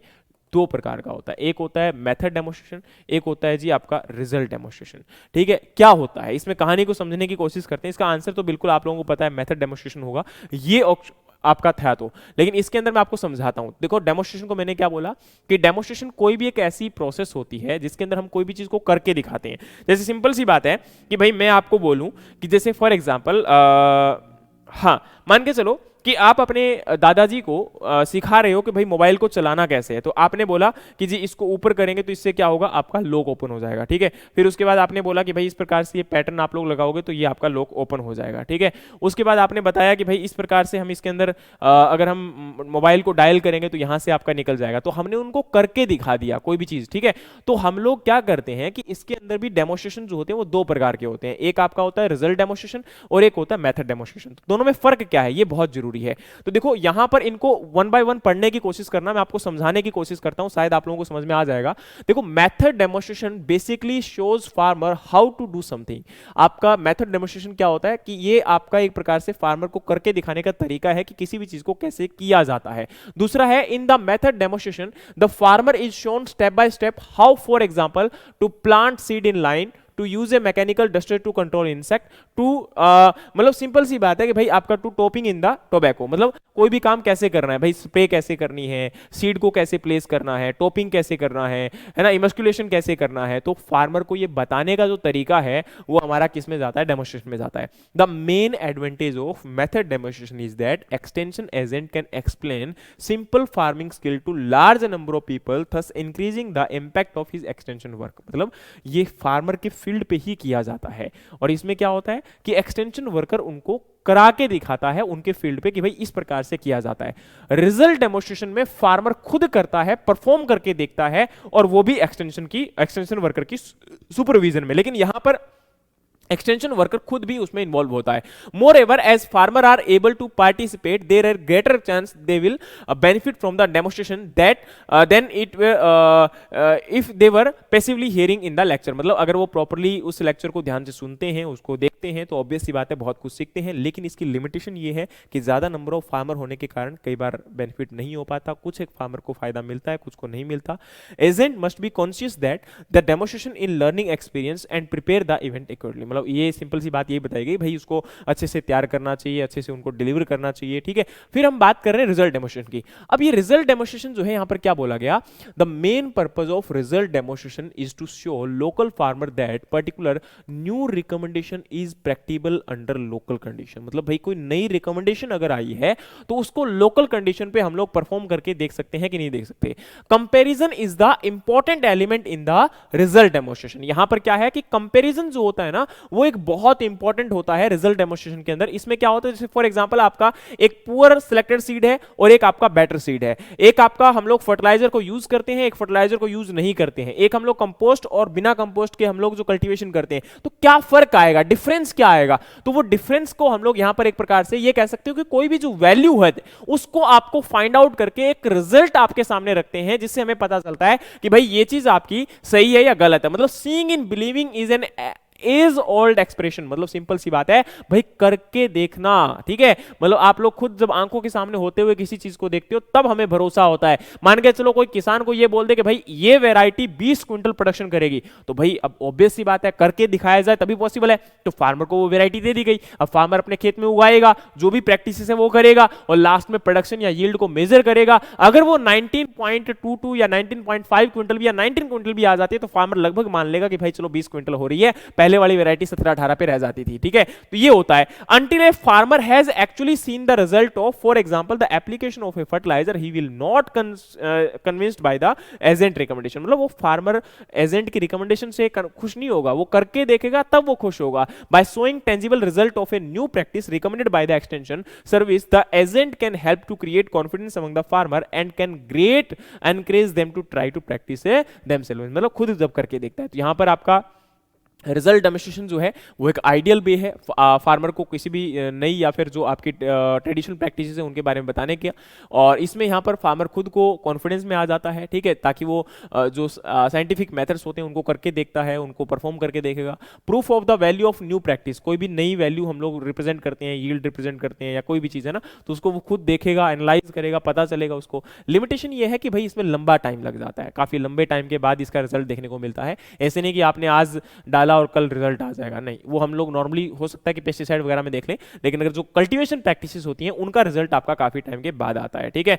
अब यहां अगर हम बात करें तो डेमोस्ट्रेशन जरूरी है, किस लिए जरूरी है, क्योंकि उसको करके दिखाने से फार्मर के अंदर कॉन्फिडेंस आता है। और यहां पर इसको हम सिंपल से फंडों में आपका इसको वो किया गया है। तो क्या है, to prove the value of recommendation practice in local farm is main purpose, यानी पर वैल्यू को हमें प्रूफ करना है। और यहां पर है कि नई स्किल या ओल्ड वन को इंप्रूव्ड वन तरीके के साथ हमने क्या करना है, उसको सिखाना है, ठीक है। Farmer is the demonstrator and he conduct the demonstration under the guidance of extension worker. अब मतलब फार्मर जो है वो डेमोस्ट्रेशन ही करता है और वो एक्सटेंशन वर्कर की गाइडेंस में करता है। और यहाँ एक्सटेंशन वर्कर हिमसेल्फ और trend local leader conduct on the demonstration. मतलब यहाँ पर एक्सटेंशन वर्कर खुद करके दिखाता है, ठीक है। अब इसमें क्या कर रहा था, इसमें फार्मर खुद अपने आप को करके देखेगा, परफॉर्म करेगा और वहां पे एक्सटेंशन वर्कर जो है उसको गाइड करेगा। लेकिन यहां पर एक्सटेंशन वर्कर खुद उन चीजों को परफॉर्म करके दिखाता है। Farmer who conduct the demonstration and other farmer who visit the demonstration farm visit में भी बेनिफिट। अब देखो यहां पर फार्मर खुद डेमोस्ट्रेशन को करके देखता है और उसके बाद जो वहां पर लोकल फार्मर्स होते हैं वो उसको जो विजिट करते हैं तो वो उससे सीखते हैं। और फिर यहां पर बारी है कि यहां पर जो है जो भी पार्टिसिपेंट्स है वो सारे के सारे डेमोस्ट्रेशन से ही देखकर बेनिफिट लेते हैं, खुद कोई परफॉर्म नहीं करता। It require long time to complete, it require short time, ठीक है। It involve much cost, it involve less cost या चीप मेथड, ठीक है। ये इनका मेजर डिफरेंस है। उम्मीद है कि बात आपको समझ में आ गई होगी। इस क्वेश्चन को जरूर अच्छे से पढ़ना क्योंकि ये आपके एग्जाम के अंदर कभी भी कंफ्यूज कर सकता है। एक्सटेंशन, एग्रीकल्चर एक्सटेंशन का क्वेश्चन है, एनएससी में भी अभी आपका काम आ सकता है अगर आप अच्छी सी तैयारी उसकी कर रहे हो तो। फिर हमारी बारी आती है जी, इसका सोर्स आपका एफएओ भी है, आईसीआर भी है, जिसमें मर्जी आप लोग चेक कर सकते हो। फिर हमारा अगला क्वेश्चन है which of the following statement is true regarding fixing a limit of किसान क्रेडिट कार्ड। भाई किसान क्रेडिट कार्ड की स्कीम स्कीम के अंदर जो लिमिट हम लोग फिक्स करते हैं उसके लिए आपकी कौन सी स्टेटमेंट बिल्कुल सही है। तो पहला है कि scale of finance for the crop, extent of area cultivation. ठीक है भाई, कितना scale of finance of crop है, जैसे मान के चलिए भाई हमने 10,000 रुपए 1 एकड़ के लिए डिफाइन किया, तो कितने एकड़ होंगे, 10 एकड़ होंगे, तो उसके अकॉर्डिंग ये आपका कितना हो जाएगा, 1 लाख रुपए। फिर 10% of limit toward the post harvest household and consumption requirement. अब क्या होता है, जैसे मान के चलो भाई केसीसी अगर आपको देना है, अब ऑब्वियस सी बात है केसीसी को डिफाइन कैसे किया जाएगा, सबसे पहले स्केल ऑफ फाइनेंस निकाला जाता है। स्केल ऑफ फाइनेंस का मतलब है कि ऑन एन एवरेज 1 एकड़ के अंदर कितना पैसा लगता है उस क्रॉप को प्रोड्यूस करने में, वो आ गया। उसके साथ जितनी कॉस्ट निकाली जाएगी, मान के चलिए 10 एकड़ है तो हमने 10,000 निकाला था तो 1 लाख हो गया। अब 1 लाख का 10% लगभग, यानी कि आपका 10% का मतलब ये हो गया 1 लाख का 1% होता है 1,000, 10% हो गया 10,000, तो वो हमारा हार्वेस्टिंग में यूज होगा, हाउस होल्ड कंजप्शन के लिए यूज होगा। ठीक है, 20% of limit toward the repair and maintenance and expenses of the farm asset. अब जो फार्म के ऊपर एसेट्स हैं उनके ऊपर भी हमें पैसा लगाना पड़ेगा, तो उनको हमें मैनेज करना है, उसके ऊपर भी आपको जो है पैसा चाहिए, और क्रॉप इंश्योरेंस करवाने के लिए भी पैसा चाहिए। तो ये आपका ओवरऑल यहां पर सम अप होता है जिसको यहां पर यूज किया जाता है। ठीक है, तो इसके अंदर जो ऑप्शन ए है वो बिल्कुल सही है। ठीक है, यहां पर यही होता है 10% और 20%, ये नहीं होता 5 और 15%। ठीक है, या फिर आपका यहां पर 10% और बाकी इसके अंदर दिया ही नहीं गया, इसके अंदर थ्रेशोल्ड हो गया। ठीक है, तो ऑप्शन ए जो है वो बिल्कुल सही रिप्रेजेंटेशन है कि स्केल ऑफ फाइनेंस किसान क्रेडिट कार्ड के अंदर कैसे जो है आपका फिक्स किया जाता है। तो ऑप्शन ए जो है वो आपका राइट आंसर होगा। ठीक है, ये चीज को आप लोग याद कर सकते हो। ठीक है, ये इसका सोर्स जो है वो बिल्कुल मैंने आरबीआई यहां पर दिया है, आप लोग देख सकते हो। Scale of finance of crop as decided by the district level technical committee, जो भी डिस्ट्रिक्ट लेवल की जो टेक्निकल कमेटी होती है वो डिसाइड कर देती है और वहां पर बैंक उसको देखेगा। फिर आपका एक्सटेंट ऑफ एरिया कल्टिवेटेड, मतलब कितने एरिया में फैला हुआ है। अब देखो वो तो 1 एकड़ के लिए डिसाइड करेंगे ना, अब 10 एकड़ है तो 10 एकड़ के अकॉर्डिंग, 5 एकड़ है तो 5 एकड़ के अकॉर्डिंग, 2 एकड़ है तो 2 एकड़ के according. 10% of limit toward the post harvest household and consumption requirement, 20% of limit toward the repair and maintenance of farm asset and crop insurance और एक्सीडेंटल इंश्योरेंस, या फिर आपका जो भी यहां पर इंश्योरेंस है वो इसके अंदर इंक्लूड हो जाते हैं। ठीक है, और उसके बाद ये आपका अगले साल के लिए लगभग उसके अंदर आपकी इंक्रीज होती रहती है लिमिट 10%। ठीक है, ये आपका एक आरबीआई के द्वारा, पीबीआई के, पीआईबी के द्वारा, ठीक है, जिसके भी आप लोग फॉलो करना चाहो, ये सारे यहाँ पर रिसोर्स आपके सामने हैं। नेक्स्ट हम बात करें तो in the context of minimum spot price calculation, it is calculated by the take various factors such as cost of production, price of commodity and market trend. यहां पर क्या बोला गया कि भाई मिनिमम स्पॉट प्राइस जब कैलकुलेट की जाती है तो इसमें कई फैक्टर को ध्यान में रखा जाता है कि भाई कॉस्ट ऑफ प्रोडक्शन क्या होती है, आपका प्राइस क्या है, या फिर हम बात करें तो मार्केट ट्रेंड क्या चल रहा है। इसके अलावा commission for agricultural cost and price, specifically considering the A2 plus FL method. In this method what does FL stand for? मतलब यहाँ पर आपका FL का मतलब क्या है जब हम इसकी बात करते हैं। तो प्रेजेंट टाइम में आपको पता है 3 मेथड है, एक A2 प्लस, एक A2 मेथड है, एक A2 प्लस FL मेथड है, एक C2 मेथड है। C2 मेथड हमारे स्वामीनाथन जी के द्वारा दिया गया था स्वामीनाथन रिपोर्ट के अंदर, जिसकी किसान अभी डिमांड भी कर रहे हैं, लेकिन अभी प्रेजेंट टाइम में जो गवर्नमेंट के द्वारा मेथड को यूज किया जाता है वो A2 प्लस FL मेथड को यूज किया जाता है। अब इसमें FL का मतलब क्या होता है, तो A2 हमारा इनपुट कॉस्ट हो गया, ये सब चीजें हो गई, लेकिन FL का मतलब है जी family labour cost which include the opportunity cost of labour provided by the family member. और FL refers to fixed labour cost which are wages paid to hired worker for specific family farming activity. तो इसके अंदर क्या है आपका FL refers to farming land और FL refers to family livelihood, FL refers to family leverage. तो ये गलत है, यहां पर फैमिली लेबर इसका बिल्कुल सही आंसर है। तो ऑप्शन ए जो होगा वो हमारा यहां पर क्या है, राइट आंसर है। तो ये चीज आपका इस प्रकार से क्वेश्चन पूछा गया था। अब हम बात करें तो आपके अगले क्वेश्चन की तरफ बढ़ते हैं। अगला क्वेश्चन आपका क्या है, अगला है जी laboratory testing conducted under the drug price control order ISO EICE 17025 is approved by the which of following organisation. तो ये भाई ये जो आपका है वो किसके द्वारा है, NABL लेबोरेटरी सर्टिफिकेशन जो है इसके द्वारा हम लोग क्या करते हैं, इसको आपका सर्टिफिकेट किया जाता है। बाकी मैंने यहां पर क्या किया है, अच्छा, ये जो है ऑर्डर आपका इशूड है किसके अंडर में, एसेंशियल कमोडिटी एक्ट 1955 के अंडर में, ये भी याद रखिएगा। अब बात करते हैं तो यहाँ पर ये है national pharmaceutical price authority is the government organisation that implementing and enforcing the DPCO. तो ये आपका जो drug price and control order है ये किसके द्वारा इंप्लीमेंट किया जाता है, तो ये आपका नेशनल फार्मास्यूटिकल प्राइस अथॉरिटी के द्वारा मतलब जो है इसको इंप्लीमेंट किया जाता है। इसके अलावा हमारे एग्रीकल्चर के अंदर जो एग्रीकल्चर प्रोडक्ट को हम लोग जो आपका सर्टिफिकेशन देते हैं या फिर ये कह सकते हैं जो इसको कंट्रोल करते हैं क्वालिटी को, वो कौन कौन से हैं, तो जैसे एग्री सर्ट, ये एक आपकी थर्ड पार्टी सर्टिफिकेशन है जो कि यहाँ पर सस्टेनेबल एग्रीकल्चर और सेफ फूड प्रोडक्शन को डेवलप करने के लिए इसका लोगो आपका ये है। ठीक है, इसी प्रकार से अगर हम बात करें तो क्वालिटी काउंसिल ऑफ इंडिया है जो कि अगेन अगर हम बात करें तो यहाँ पर इंडिया गैप के नाम से ये सर्टिफिकेशन प्रोवाइड करते हैं आपके गुड एग्रीकल्चर प्रैक्टिसेस के लिए। इसके बाद हमारा directorate of marketing and inspection है जो आप लोग जानते होंगे, department of agriculture and farmer welfare के अंडर में एगमार्क का जो लोगो दिया जाता है। ठीक है, फिर हम बात करते हैं तो आपका एपिडा के अंडर में भी आप लोगों को पता होगा national programme for organic production हमारा रन किया जाता है जिसमें ऑर्गेनिक सर्टिफिकेट के लिए दिया जाता है। या फिर हम बात करें तो मिनिस्ट्री ऑफ एग्रीकल्चर के द्वारा भी आपका पार्टिसिपेटरी गारंटी स्कीम के अंडर में एक आपका ऑर्गेनिक फार्मिंग के लिए या ऑर्गेनिक प्रोडक्ट्स के लिए सर्टिफिकेशन दिया जाता है। एपिडा के अंदर में जो एनपीओपी के अंडर में सर्टिफिकेशन दिया जाता है ये हमारा इंटरनेशनल ट्रेडिंग के लिए भी यूज किया जा सकता है, लेकिन जो आपका पार्टिसिपेटरी गारंटी स्कीम के अंडर में मिनिस्ट्री ऑफ एग्रीकल्चर के अंडर में दिया जाता है वो हमारा इंटरनेशनल ट्रेडिंग के लिए नहीं यूज किया जाएगा, एक्सपोर्ट के लिए उसको फॉलो नहीं किया जाता। अगला क्वेश्चन है which of the following operation is carried out immediately after puddling in rice field to plant the seedling raised in the nursery। क्या क्वेश्चन पूछा गया कि भाई आपके कौन सा ऑपरेशन है जो कि यहाँ पर पडलिंग के बाद राइस के फील्ड में हम लोग इमीडिएटली जो है राइस की सीडलिंग जो होती है उनको आपका लगाने के लिए यूज करते हैं। तो पडलिंग के बाद हम लोग क्या करते हैं, ट्रांसप्लांटिंग ही तो करते हैं फील्ड के अंदर। तो ट्रांसप्लांटिंग के लिए कौन सा इंस्ट्रूमेंट यूज किया जाएगा, ट्रांसप्लांटर यूज किया जाएगा। तो बिना सोचे समझे आंसर आप लगा सकते हो, इसमें तो कोई ज्यादा सोचने की बात है नहीं थी। फिर हमारा अगला क्वेश्चन है what is the maximum lending amount per borrower under the term lending component in agriculture. भाई जो आपका टर्म लैंडिंग कंपोनेंट है आपका एग्रीकल्चर के अंदर जिसमें हम हमारा यहाँ पर प्रायोरिटी सेक्टर के अंडर में जो आपका लोन दिया जाता है तो मैक्सिमम लिमिट जो है वो पर बोरोवर कितनी हो सकती है। ठीक है, खासकर यहाँ पर अगर हम बात करें तो for bank credit prove to registered non banking financial companies के अंडर में, तो वो आपकी लैंडिंग अमाउंट 5 लाख होगी, 20 लाख होगी, 10 लाख होगी, 15 लाख होगी या फिर 15 लाख होगी। तो ये आपका यहाँ पर अमाउंट ऑफ जो आपकी है वो कितनी होती है, 10 लाख होती है, ये आप लोग देख सकते हो। तो priority sector landing by bank to NBFC on landing, तो ये आपका यहाँ पर अमाउंट ऑफ कितना होता है एग्रीकल्चर के लिए, on lending by NBFC for term lending component under the agriculture will be allowed for 10 lakh per borrower. ठीक है, समझ में आ गया। ओके, नेक्स्ट हम बात करें तो यहां पर अगला आपका है which pest is notorious pest of cruciferous crop and cause the significant defoliation by feeding on the leaves. तो ये आपका डायमंड ब्लैक मोथ होता है, आप लोग अच्छे से जानते हो डीबीएम।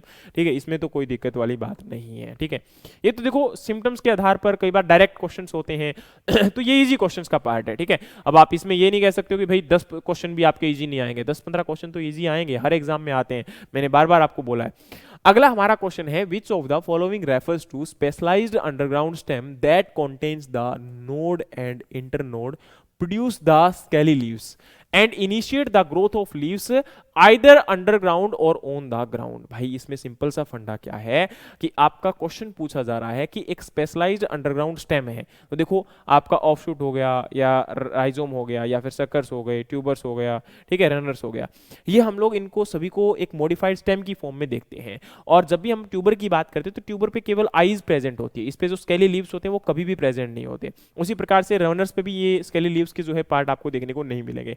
लेकिन जब हम लोग ऑफशूट्स की बात करते हैं तो इसमें भी नहीं होगा। सकर्स और राइजोम में हम लोग कंफ्यूज हो जाते हैं।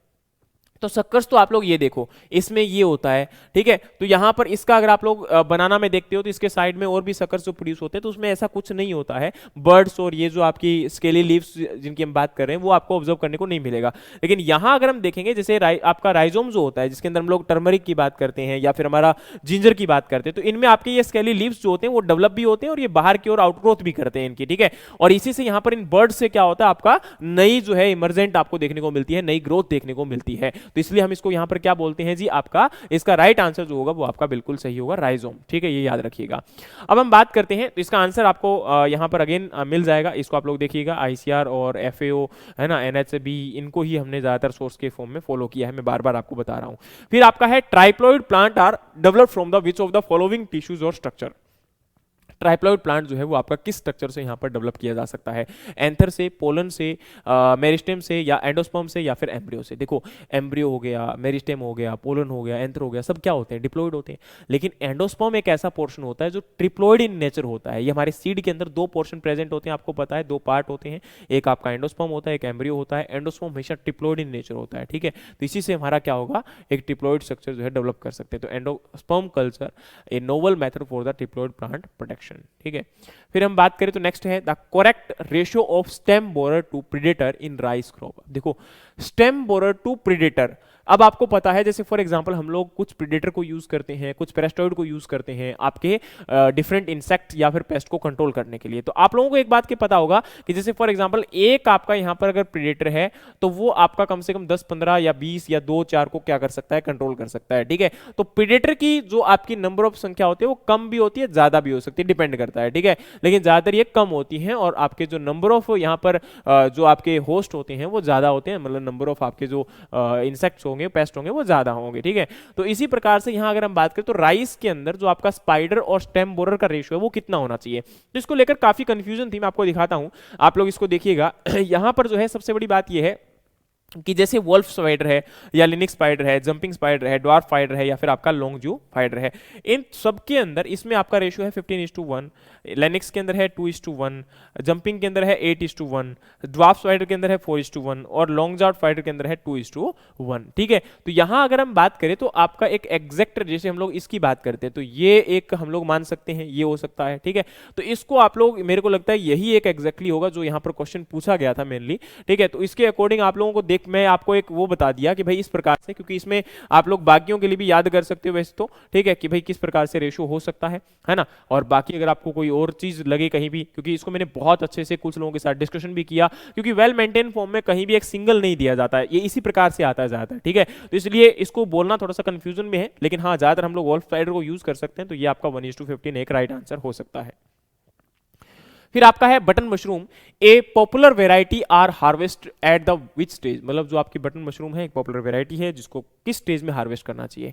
When the lower side of mushroom turn brown, when it reaches a size of 35 mm to 40 mm, यानी कि लगभग 3.5 से 4 centimetre, and upper button size is double of its length, ठीक है। और नेक्स्ट है आपका the cap start breaking, the button formation when it still immature, when the size of head is 1.5 time the size of stem.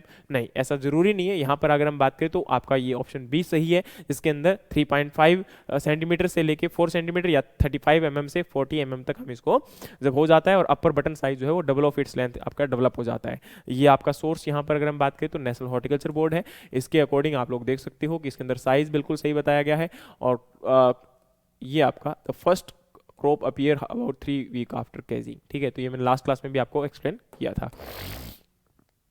फिर है Vanaraja chicken breed was developed by the which of the following institution. Vanaraja जो chicken breed है वो इसमें से किस institute के द्वारा डेवलप की गई, तो ये आईसीआर जो आपका डायरेक्टरेट ऑफ पोल्ट्री रिसर्च है, इसके द्वारा हैदराबाद में जो प्रेजेंट है लोकेटेड है, इसके द्वारा डेवलप किया गया है, आप लोग देख सकते हो, ठीक है। ये आपका यहाँ पर इसी इंस्टीट्यूट की वेबसाइट से हमने उठाया है। Vanaraja poultry is a dual purpose breed developed by the ICR directorate of poultry research Hyderabad due to similarity of phenotypical appearance in the Vanaraja bird to the indigenous bird, it has been well accepted by the farmer of the Sikkim, ठीक है। चलिए फिर हम बात करें तो next question है the branch of meteorology related to weather forecasting for agriculture, crop, livestock and overall development of agriculture sector is called as. तो भाई ऐसी कौन सी ब्रांच है किसकी, मेट्रोलॉजी की, जो हमारे एग्रीकल्चर के अंदर क्रॉप प्रोडक्शन और लाइवस्टॉक या फिर एलाइड सेक्टर्स को अपलिफ्ट करने के लिए, या फार्मिंग जो सेक्टर है या एग्रीकल्चर सेक्टर है उसको अपलिफ्ट करने के लिए इसको यूज किया जाता है। तो ये यहाँ पर आपका एग्रीकल्चर और मेट्रोलॉजी का एक कॉम्बिनेशन है जिसको हम एग्रो मेट्रोलॉजी के नाम से कंसिडर करते हैं। तो राइट आंसर आपका ऑप्शन ए इज राइट, ठीक है। फिर हमारा अगला क्वेश्चन पे हम लोग बढ़ते हैं। अगला क्वेश्चन है 37, cell division increase actively and growth is enhanced in which part of a plant. कि सेल डिवीजन जो है वो आपका increase actively and growth is enlarge in which part of plant, मतलब ऑब्वियस सी बात है कि भाई जिसके अंदर सेल डिवीजन होती रहती है या सेल डिवीजन हो सकती है और साइज जो है वो आपका एनलार्ज होता है, तो वो प्लांट के किस पार्ट में मेजरली देखने को मिलता है, मेरिस्टेम में, एंथर में, लीव्स में, बड में, या फिर आपका फ्लावर में। तो ऑब्वियस सी बात है हम लोग जब सेल डिवीजन की बात करते हैं तो आपका मेरिस्टेमेटिक रीजन एक इंपॉर्टेंट रीजन है जिससे हम लोग नई ग्रोथ को देखते हैं, या इसी पार्ट को ज्यादातर आपका टिश्यू कल्चर की फॉर्म में भी यूज किया जाता है ताकि नया प्लांट वहां से हम लोग डेवलप कर सकें। ठीक है, फिर हमारा अगला क्वेश्चन है brucellosis is a serious bacterial disease in got which is following of A common symptom of this disease. अब यहां पर ब्रूसेलोसिस की बात करते हैं तो ये एक बैक्टीरियल इंपॉर्टेंट डिजीज है जो मैमल्स के अंदर देखने को मिलता है, और इसमें मेजरली जो प्राइमरी यहां पर जो आपका एक सिम्टम है वो यही होता है कि एबॉर्शन जो है, या ये कह सकते हो कि प्रेगनेंसी में प्रॉब्लम आपको देखने को मिलते हैं।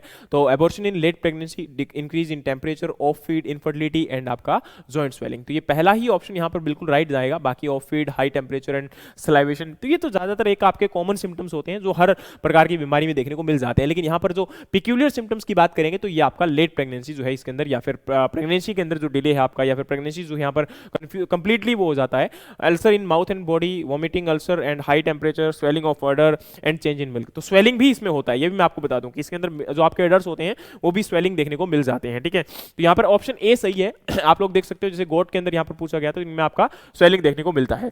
लेकिन मैंने जो आपको बताया कि ये बैक्टीरिया से कोज होने वाला जो कि आपके ग्राम नेगेटिव और फैकल्टेटिव इंटरसेलुलर कोकोबैसिलाइज होते हैं, तो ये आपका कैटल्स या फिर बाकी आपके इनके अंदर मैमल्स में अटैक करता है। और प्राइमरी जो इफेक्ट है वो यहाँ पर किस में देखने को मिलेगा, रिप्रोडक्टिव सिस्टम के ऊपर देखने को मिलता है। लेकिन इसके साथ जो आपका अडर्स का इन्फ्लेमेशन है वो भी इसमें देखने को मिल जाता है। इसी के साथ में जो आपका फीवर्स है या फिर आपकी थकान जो फैटिग होता है वो भी इसमें देखने को मिलता है, लेकिन वो आपके लेटर ऑन एक एसोसिएटिव सिम्टम्स होते हैं जो हमें देखने को मिलते हैं।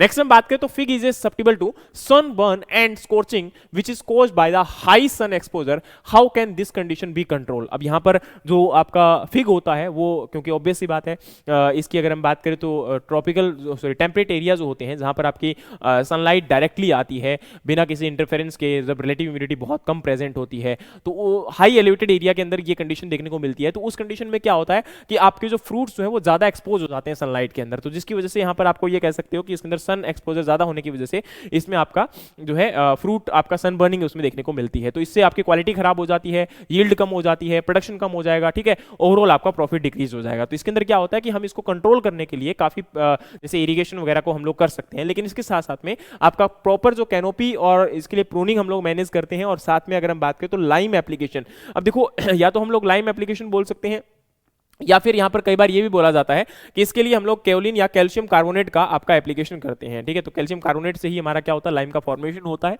ठीक है, जिसको CaOH बोलते हैं, कैल्शियम कार्बोनेट CaCO3 होता है। ठीक है, तो इनको हम लोग यूज कर सकते हैं। बाकी सनबर्न इंजरी जो है वो कॉमन होती है किस एरिया में, जहां पर आपका एयर टेम्परेचर जो है आपका ज्यादा होगा। ठीक है, हाई सोल रेडिएशंस होंगी, और अगर हम बात करें तो लो रिलेटिव ह्यूमिडिटी होती है और आपका हाई एलिवेशन एरिया के ऊपर देखने को मिलता है। The incidence and severity of sunburn depend upon the climatic factor, hormonal and nutritional and soil moisture, मतलब इन सब चीजों के ऊपर फैक्टर एक नहीं होता, बहुत सारे होते हैं। ठीक है, और यहाँ पर मेजरली क्या है कि हमें एक तो टॉलरेंट वैरायटी को फॉलो करना चाहिए, दूसरा है एफिशिएंट इरिगेशन देनी चाहिए, एप्रोप्रिएट आपका कैनोपी मैनेजमेंट होना चाहिए जो मैंने अभी आपको यहाँ पर बताया था, कवर एंड इंटरक्रॉपिंग को फॉलो भी कर सकते हो, जैसे आपकी हाइटेड जैसे हम लोग मल्टी लेवल क्रॉपिंग बोलते हैं उसको हम लोग अडॉप्ट कर सकते हैं। ओवर ट्री स्प्रिंकलर यानी कि पानी उनका छिड़काव करना स्प्रिंकलर फॉर्म के अंदर, शेड नेटिंग या फिर फ्रूट बैगिंग भी कर सकते हैं। और सब आपके जो है इन मतलब कुछ केमिकल जो स्प्रेसेंट के नाम से जाने जाते हैं, केओलिन या फिर कैल्शियम कार्बोनेट वगैरह को हम अप्लाई कर सकते हैं। ठीक है, तो ये आपका केमिकल एक प्रकार से प्रोटेक्टेंट की फॉर्म में यूज कर सकते हैं, या फिर कोई और केमिकल प्रोटेक्टेंट भी हम फॉलो कर सकते हैं। फिर है cotton seed contains a toxic substance that make it cake unsuitable for animal feed, which of the following is a toxic compound is responsible for this। मतलब क्या है आपका जो कॉटन सीड केक होता है, अच्छा आप लोगों को पता होगा कि हमारा जो कॉटन है उसको जब हम लोग हार्वेस्ट करते हैं तो उसको हम लोग सीड कॉटन बोलते हैं। ठीक है, और कॉटन जो फाइबर होता है वो सीड फाइबर ही कहलाता है, क्योंकि वो सीड जो है उसके ऊपर एनक्लोज होता है, फाइबर प्रेजेंट है ना। लेकिन यहाँ पर जब हम उसको सीड को हार्वेस्ट कर लेते हैं, मतलब सॉरी सेपरेट कर लेते हैं गिनिंग प्रोसेस के द्वारा, तो उसको हम लोग बोलते हैं कॉटन सीड। अब इस कॉटन सीड की जब ग्राइंडिंग की जाती है, जब इसमें से ऑयल एक्सट्रैक्ट करते हैं, तो उसके बाद जो आपका बच जाता है वो रिमेनिंग पार्ट हमारा एनिमल की फीड के लिए भी हम लोग उसको यूज कर सकते हैं। तो यहां पर क्या है कि उसको या तो हम कंसंट्रेटेड फीड की फॉर्म में यूज करेंगे या फिर हम उसको मैन्योर की फॉर्म में यूज करेंगे। लेकिन अगर किसी वैरायटी या किसी कल्टीवोर के अंदर ज्यादा आपका गोसिपोल कंटेंट होगा, जिसको हम लोग टॉक्सिक कंपाउंड मानते हैं कॉटन के अंदर, तो इसकी अमाउंट या इसकी कंसंट्रेशन ज्यादा होने के कारण ये एनिमल्स या ह्यूमन बीइंग के लिए टॉक्सिक हो सकता है, जो कि आपका हार्मफुल है। इसका यहां पर गोसिपोल जो है वो एज ए टॉक्सिक मटेरियल हमारा कंसीडर किया जाता है। ठीक है, नेक्स्ट हम बात करें तो आपका अगला क्वेश्चन है phosphate solubilizing bacteria primarily increase the availability of which nutrient. जैसे हम फॉस्फोरस सोल्युबलाइजिंग बैक्टीरिया की बात करते हैं तो आप लोग पता होगा कि जैसे हम लोग फॉस्फेट जो आपका है वो किस फॉर्म में, क्योंकि फॉस्फोरस की बात करते हैं तो H2PO4 नेगेटिव की फॉर्म में जब प्लांट के द्वारा एब्जॉर्ब किया जाता है, ठीक है। तो यहाँ पर आपके जो फॉस्फोरस सोल्युबलाइजिंग जो बैक्टीरियाज होते हैं वो ऑब्वियस सी बात है फॉस्फोरस की अवेलेबिलिटी को क्या करेंगे, इंक्रीज करेंगे। तो ऑप्शन ए सही है, इसमें तो सोचने की आवश्यकता ही नहीं है, पोटेशियम है ना उनको तो। लेकिन यहाँ पर साथ में ये चीज हमें समझनी पड़ेगी कि इस प्रकार के क्वेश्चन होते हैं बहुत कॉमन होते हैं, जनरल होते हैं, कोई बड़ी बात नहीं है। लेकिन हम जल्दबाजी में क्या करते हैं, ऑप्शंस गलत चूज कर रहे थे तो वो हमारा गलत हो जाता है। जैसे पोटेशियम फॉस्फोरस है ना, इनमें कंफ्यूजन आपकी हो जाती है। फिर हम बात करें तो आपका अगला क्वेश्चन यहाँ पर क्या है, क्वेश्चन है कि the neutral process where a cow udder after lactation gradually shrinks and return to its normal lactating stage by breaking down the breaking down milking producing epithelial cell is called as. यहाँ पर ये जो definition दी गई थी वो आपकी directly involution की दी गई थी, जो बहुत पहले भी हम लोग डिस्कस कर चुके हैं। और ग्लैक्टोपियोसिस की जो डेफिनेशन होती है वो क्या होती है, is a process of maintaining lactation in animal including cattle and can also refers to enhancing the lactation. मतलब जो आपका लैक्टेशन जो होता है उसको मेंटेन करने की प्रोसेस को हम लोग क्या बोलते हैं, लैक्टोपियोसिस बोलते हैं, ठीक है। तो यहां पर आंसर आपका क्या होगा, इन्वोल्यूशन होगा। फिर हम बात करें तो आपका अगला क्वेश्चन जो था, अच्छा इस क्वेश्चन को लेकर कई बच्चों के माइंड में कंफ्यूजन है। अच्छा अब मैं आपको एक बात बता दूं कि देखो अगर आपका इमेजिफायर की बात करते हैं, सल्फोनाइल यूरिया की बात करते हैं, 2,4-D की बात करते हैं, पायरेजोसल्फ्यूरोन की बात करते हैं, तो यहां पर हमारा इमेजिफायर या सल्फोनाइल यूरिया को लेकर कोई भी डाउट नहीं होगा कि ये आपके इस प्रकार से, हाँ यहां पर क्या है, which herbicide is used as a both pre emergence and post emergence. देखो पहली बात जो लिखी है वो ये लिखी है कि एक तो ये प्री इमरजेंस है और साथ साथ में वो आपका पोस्ट इमरजेंस भी है। अच्छा, to control the broad leaf weed and is selective and systemic in nature. अब देखो भाई 5 प्रॉपर्टी है, एक तो ब्रॉड लीफ आपके वीड को किल करेगा, दूसरा है कि ये सेलेक्टिव होना चाहिए नेचर के अंदर, और चौथा है कि भाई सिस्टमिक भी होना चाहिए, पांचवा सॉरी है ना। तो इसके अंदर अगर हम बात करें तो 2,4-D भी आपका सिस्टमिक होता है, ये भी सेलेक्टिव होता है, ब्रॉड लीफ को कंट्रोल करता है, पोस्ट इमरजेंस में हम लोग यूज करते हैं। और प्री में बहुत रेयर या बहुत ही इसको मतलब ना आप नेग्लिजिबल की मानोगे, लेकिन पायरोजोसल्फिरोन जो होता है वो आपके राइस के अंदर आजकल मोस्ट कॉमनली हमारा यूज किया जाने वाला herbicide. It is a highly selective to rice and is known as rice herbicide. इसको हम लोग राइस हर्बिसाइड के नाम से भी जानते हैं, किसको, पायरेजोसल्फ्यूरोन को। और इसकी अगर हम बात करें तो यहां पर इसको देखिए, it is A systemic pre-emergence and early post-emergence herbicide was first commercialization in the 1990। ठीक है, तो ये आपका सिस्टमिक भी है, ठीक है। इसके साथ आपका ये क्या है, सेलेक्टिव भी है। सेलेक्टिव है तभी तो हम लोग इसको क्रॉप्स के अंदर अप्लाई कर रहे हैं, तो ये आपका क्या है, एक सेलेक्टिव हर्बिसाइड है। तो यहां पर ये देखो लिखा हुआ है सेलेक्टिव, तो देखो 1 2 3 4, ये 4 प्रॉपर्टीज को यहां पर तो क्लियर कर गया, ठीक है। और साथ में ये आपका सिस्टमिक इन नेचर भी होता है, शायद यहीं पर कहीं मेंशन भी होगा, ठीक है। तो इसमें चिंता करने की आवश्यकता नहीं है कि यहां पर आंसर क्या होगा। देखो अब मेरे को पता है बहुत सारे बच्चे मेरे को कमेंट बॉक्स में आएंगे और अपनी डिफरेंट राय देंगे, है ना, और जो शब्द हैं उनको यूज करेंगे ऐसे ऐसे जिसको मतलब कोई समझ नहीं सकता। देखो भाई मैं आपकी फीलिंग्स को तो कंट्रोल नहीं कर सकता, लेकिन मैं एक चीज बोल सकता हूं कि देखो चाहे अगर कोई भी चीज है उसको हमें सच्चाई के साथ एक्सेप्ट करना पड़ेगा, चाहे गलत है सही है वो बात की बात है, लेकिन हमारे लिए ये इंपॉर्टेंट होता है कि हम उन बातों को समझें, ठीक है। और मेरा एक काम है कि मैं फैक्ट बेसिस पे बात करता हूं। अच्छा ये मैंने उठाया किसका है, ये भी सिंपल सी बात है, मैं बता देता हूं। तो DK दास अगेन एक आपकी स्पेसिफिकली वीड की ही बुक है, उसको मैंने उठाया। ICR की एक बुक है, Indian institute of wheat research की बात करोगे, वीट रिसर्च की बात नहीं है, उसमें अगर आप लोग देखोगे तो उसमें भी इसका मेंशन है। मतलब हर प्रकार से आप कहीं भी अगर देखोगे, किसी प्रकार से फाइंड आउट करोगे गूगल को छोड़कर, तो आपको इनके बारे में क्लैरिटी हो जाएगी। फिर भी अगर कोई डाउट है तो भाई अपने माइंड में डाउट रखिए, मुझे कोई प्रॉब्लम नहीं है। लेकिन इस प्रकार के क्वेश्चंस आपके MSc एंट्रेंस लेवल के एग्जाम में क्वेश्चन देखने को मिलते हैं, ICR के द्वारा बनाए जाते हैं। इसका मतलब इस बार किसी अच्छे पर्सन ने पेपर बनाया है और ऐसे ही पेपर एग्जाम में आने भी चाहिए, मेरा ये मानना है, ठीक है। फिर हम बात करते हैं जी, यहाँ पर आपका अगला क्वेश्चन है, for loan above 3 lakh and up to 5 lakh under the scheme Deendayal Antyodaya Yojana national rural livelihood mission, bank will extend credit at interest rate equivalent to their 1-year MCLR or any other external benchmark based on lending rate or 10% per annum whichever is lower. For outstanding credit balance above 3 lakh and up to 5 lakh, bank will subvented at an uniform rate of -% per annum during the financial year 2022-2023। मतलब simple सी बात है कि यहाँ पर आपका 3 से 5 लाख के बीच में बैंक कितना सबवेंट करता है, सबवेंशन जो है वो कितना होता है रेट ऑफ इंटरेस्ट के अंदर, तो आपका सबवेंशन 5% यहाँ पर कंसिडर किया जाता है। ठीक है, तो ये आप लोग देख सकते हो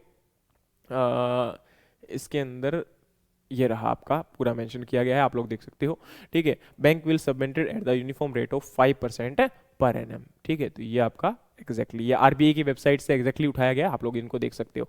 शुगर केन, अच्छा इस क्वेश्चन में भी बड़े डाउट थे। Sugar cane which is grown in the October November for duration near about 15 to 18 month in Maharashtra and Karnataka. अब ये आपका कौन सा होता है? अच्छा, अब यहाँ पर 15 to 18 या 15 to 16 मंथ के बीच में एक आपकी वेरिएशन थी। ठीक है, और दूसरा यहाँ पर था अक्टूबर से नवंबर के बीच में टाइमिंग थी। अब इसको लेकर बड़ा डाउट है, तो मैं आपको एक बात क्लियर कर दूं कि यहाँ पर ये जो आपका शुगर केन होगा वो प्री सीजनल होगा। क्यों होगा इसकी क्लैरिटी देता हूं, मतलब मेरे यहां पर मैं लिखने से कुछ नहीं होगा, आप लोग पहले इनको देखना, मैं आईसीआर और टीएनयू दोनों के सोर्स आपको दूंगा। शुगर केन प्लांटिंग दिसंबर फरवरी में जब हम लोग करते हैं तो उसको हम एक्चुअली बोलते हैं, अक्टूबर नवंबर में करते हैं तो प्री सीजनल बोलते हैं, जुलाई अगस्त में करते हैं तो अर्सली बोलते हैं। कोई बोलेंगे सर महाराष्ट्र में शुरू भी बोलते हैं उसको, सुनिएगा भाई साहब, शुरू आपका क्या होता है। अब ये आपका आईसीआर जो ई एग्री है उसको आप लोग देखोगे तो वहां पर लिखा गया है क्या है कि स्प्रिंग के अंदर जब फरवरी मार्च में हम लोग क्या करते हैं, सोइंग करते हैं, उसको हम लोग क्या बोलते हैं, महाराष्ट्र के अंदर शुरू बोलते हैं, और गुजरात और आंध्र प्रदेश में हम उसको एक्चुअली बोलते हैं। आपका ऑटम की बात करें तो सितंबर अक्टूबर ये यहां पर रहा, जिसको 13 to 15 मंथ आपका, और सप्लाई आपकी यहां पर है शुगर फॉर अर्ली क्रशिंग, और अर्सली के अंदर जुलाई अगस्त में, और 16 to 18 मंथ होता है। ठीक है, चलो ये हो गया। इसके अलावा यहां पर तो आपका क्लियरली मेंशन किया गया है, आप लोग एक बार फिर से देखिए इसके अंदर, तो यहां पर अगर हम बात करें तो ये देखो अब है कि शुगरकेन इन प्लांटिंग। अब देखो यहां पर इसको मैं डिटेल में लेकर आता हूं, ये रहा आपके सामने, ये देखिए कर्नाटका है, स्पेसिफिकली मेंशन किया गया है sugarcane planting is done in December February for the 12 month crop which is called as actually, and October November for the 15 to 16 month which is called as pre seasonal, and in July August for the 18 month which is called as अर्सली। समझ में आ गया? तो इसको समझना बहुत जरूरी है, इस प्रकार से कंफ्यूजन में मत हुआ करो, कई बार आंसर गलत हो जाते हैं। तो महाराष्ट्र के अंदर जो शुरू में की जाती है, शुरू बोलते हैं जिसको हम लोग, तो आपका फरवरी मार्च होता है, और ये आपका आईसीआर ई कोर्स आप लोग जाकर देख सकते हो, टीएनयू की वेबसाइट जाकर देख सकते हो, ये आपको क्लियर कर देंगे। ठीक है, अब मेरे ऊपर मत बिलीव करो, या फिर उसके बाद आप लोगों के पास अगर field crop doctor Rajendra Prasad की बुक है उसमें भी सेम बातें मेंशन है, आप उसको भी पढ़ सकते हो, इसमें कोई बुराई आपकी नहीं है। ठीक है, फिर हम बात करते हैं जी यहां पर आपका नेक्स्ट क्वेश्चन है क्या है, देखिए what is the name of variety that is cross between red delicious and ambery with smooth bright dark red skin and creamy white pulp and excellent keeping quality। मतलब यहां पर ऐसी कौन सी एक वैरायटी है जो कि क्रॉस है रेड डिलीशियस और अम्बरी के बीच में, with smooth and bright dark red skin, creamy white pulp and excellent keeping quality, तो वो कौन सी है? लाल अम्बरी है, रेड अम्बरी है, डिलीशियस अम्बरी है, या अम्बरी रेड है, या फिर आपका क्रिम्सन रेड है? तो यहां पर ये लाल अम्बरी है। ठीक है, और ये सोर्स आपका यहां पर नेशनल हॉर्टिकल्चर बोर्ड है। अगला क्वेश्चन है which type of soil is known for the having high organic matter and humus content. High organic matter and humus content, ये आपका पीटी सॉइल। ये I think so question repeat हो गया ना, तो आई थिंक सो एक question में repetition है, total I think so 59 question फिर मैं डिस्कस करूंगा आपके साथ आज। ठीक है, मतलब एक क्वेश्चन आपका एक्स्ट्रा हो गया। चलिए भाई, फिर हम बात करें तो which organism microorganism help in the solubilizing phosphorus. तो यहां अगर हम बात करते हैं तो कौन सा माइक्रो ऑर्गेनिज्म है जो कि फॉस्फोरस को सोलबिलाइज करने के लिए काम में आता है? एजोस्पाइरलम, और अगर हम एजोला की बात करें या फिर ब्लू ग्रेन एल्गी की बात करें तो ये तो दोनों आपके सिम्बायोटिक एसोसिएशन के अंदर नाइट्रोजन को आपका इंक्रीज करते हैं। एजोस्पाइरलम नाइट्रोजन फिक्सेशन को इंक्रीज करता है, और किसके अंदर? ये सीरियल्स के अंदर। और नन ऑफ दी अबव नहीं, लेकिन यहां पर बैसिलस सबटिलिस की बात करें तो ये आपका यूज किया जाता है, और ये आपका यहां पर है, ये रही होगा। बाकी बैक्टीरिया के अंदर bacillus, Pseudomonas, rhizobium, agrobacterium, Azotobacter, ये सारे यहां पर आपके जो है बैक्टीरिया हैं जो कि फॉस्फोरस को सोलबिलाइज करते हैं। फंगस में एस्परजिलस, पेनिसिलियम और ट्राइकोडर्मा है। एक्टिनोमाइसिट्स जो है एक ग्रुप होता है जो कि फॉस्फोरस सोलबिलाइजिंग माइक्रोऑर्गेनिज्म के अंदर आता है। आर्बोस्कुलर माइक्रोराइजा, आपको पता है कि ये भी आपका फॉस्फोरस सोलबिलाइजिंग माइक्रोऑर्गेनिज्म का एक ग्रुप है। ठीक है, तो यहां पर इनको हम लोग यूज कर सकते हैं। Which nutrient is important for the cell formation in poultry egg. कौन सा आपका पोल्ट्री एग के अंदर सेल फॉर्मेशन को बनाने के लिए इंपॉर्टेंट न्यूट्रिएंट होता है? कैल्शियम, फास्फोरस, पोटेशियम या फिर आपका सल्फर। तो कैल्शियम यहां पर आपका इंपॉर्टेंट होता है। उसके बाद में बात करते हैं जी आपका नेक्स्ट, वो is the conveyor of special sub committee of district consultative committee in the district with credit deposit ratio of less than 40%। मतलब क्या बोला गया कि भाई कौन सा कन्वेनर है जो कि यहां पर special sub committee of district जो कंसल्टेटिव कमेटी होती है उसमें as a with credit deposit ratio of less than 40%। तो वो आपका कौन सा होता है? डिस्ट्रिक्ट कलेक्टर होता है, लीड डिस्ट्रिक्ट मैनेजर होता है, डीडीएम नाबार्ड होता है, या फिर रीजनल मैनेजर होता है, या जिला परिषद होता है। तो ये आपका लीड डिस्ट्रिक्ट मैनेजर होता है, एलडीएम। ठीक है, फिर हम बात करते हैं, तो ये आप लोग देख सकते हो इसके अंदर, lead district manager as a conveyor should be set to monitor the CD ratio to drop monitorable action plan to increase the CD ratio। ठीक है। अगला है marigold is used as a trap crop for which of the following. Marigold जो है वो आपका nematode को trap करने के लिए यूज किया जाता है। तो ये क्वेश्चन भी मैंने कई बार आपको करवाया हुआ है, पढ़ाया हुआ है, आप लोगों ने पढ़ा भी होगा, देखा भी होगा। ठीक है, तो ये आपका बिल्कुल सही है। ठीक है, फिर हमारा अगला क्वेश्चन है what percent of male plant are kept in orchards of papaya for good pollination where dioecious variety are cultivated. भाई क्या है?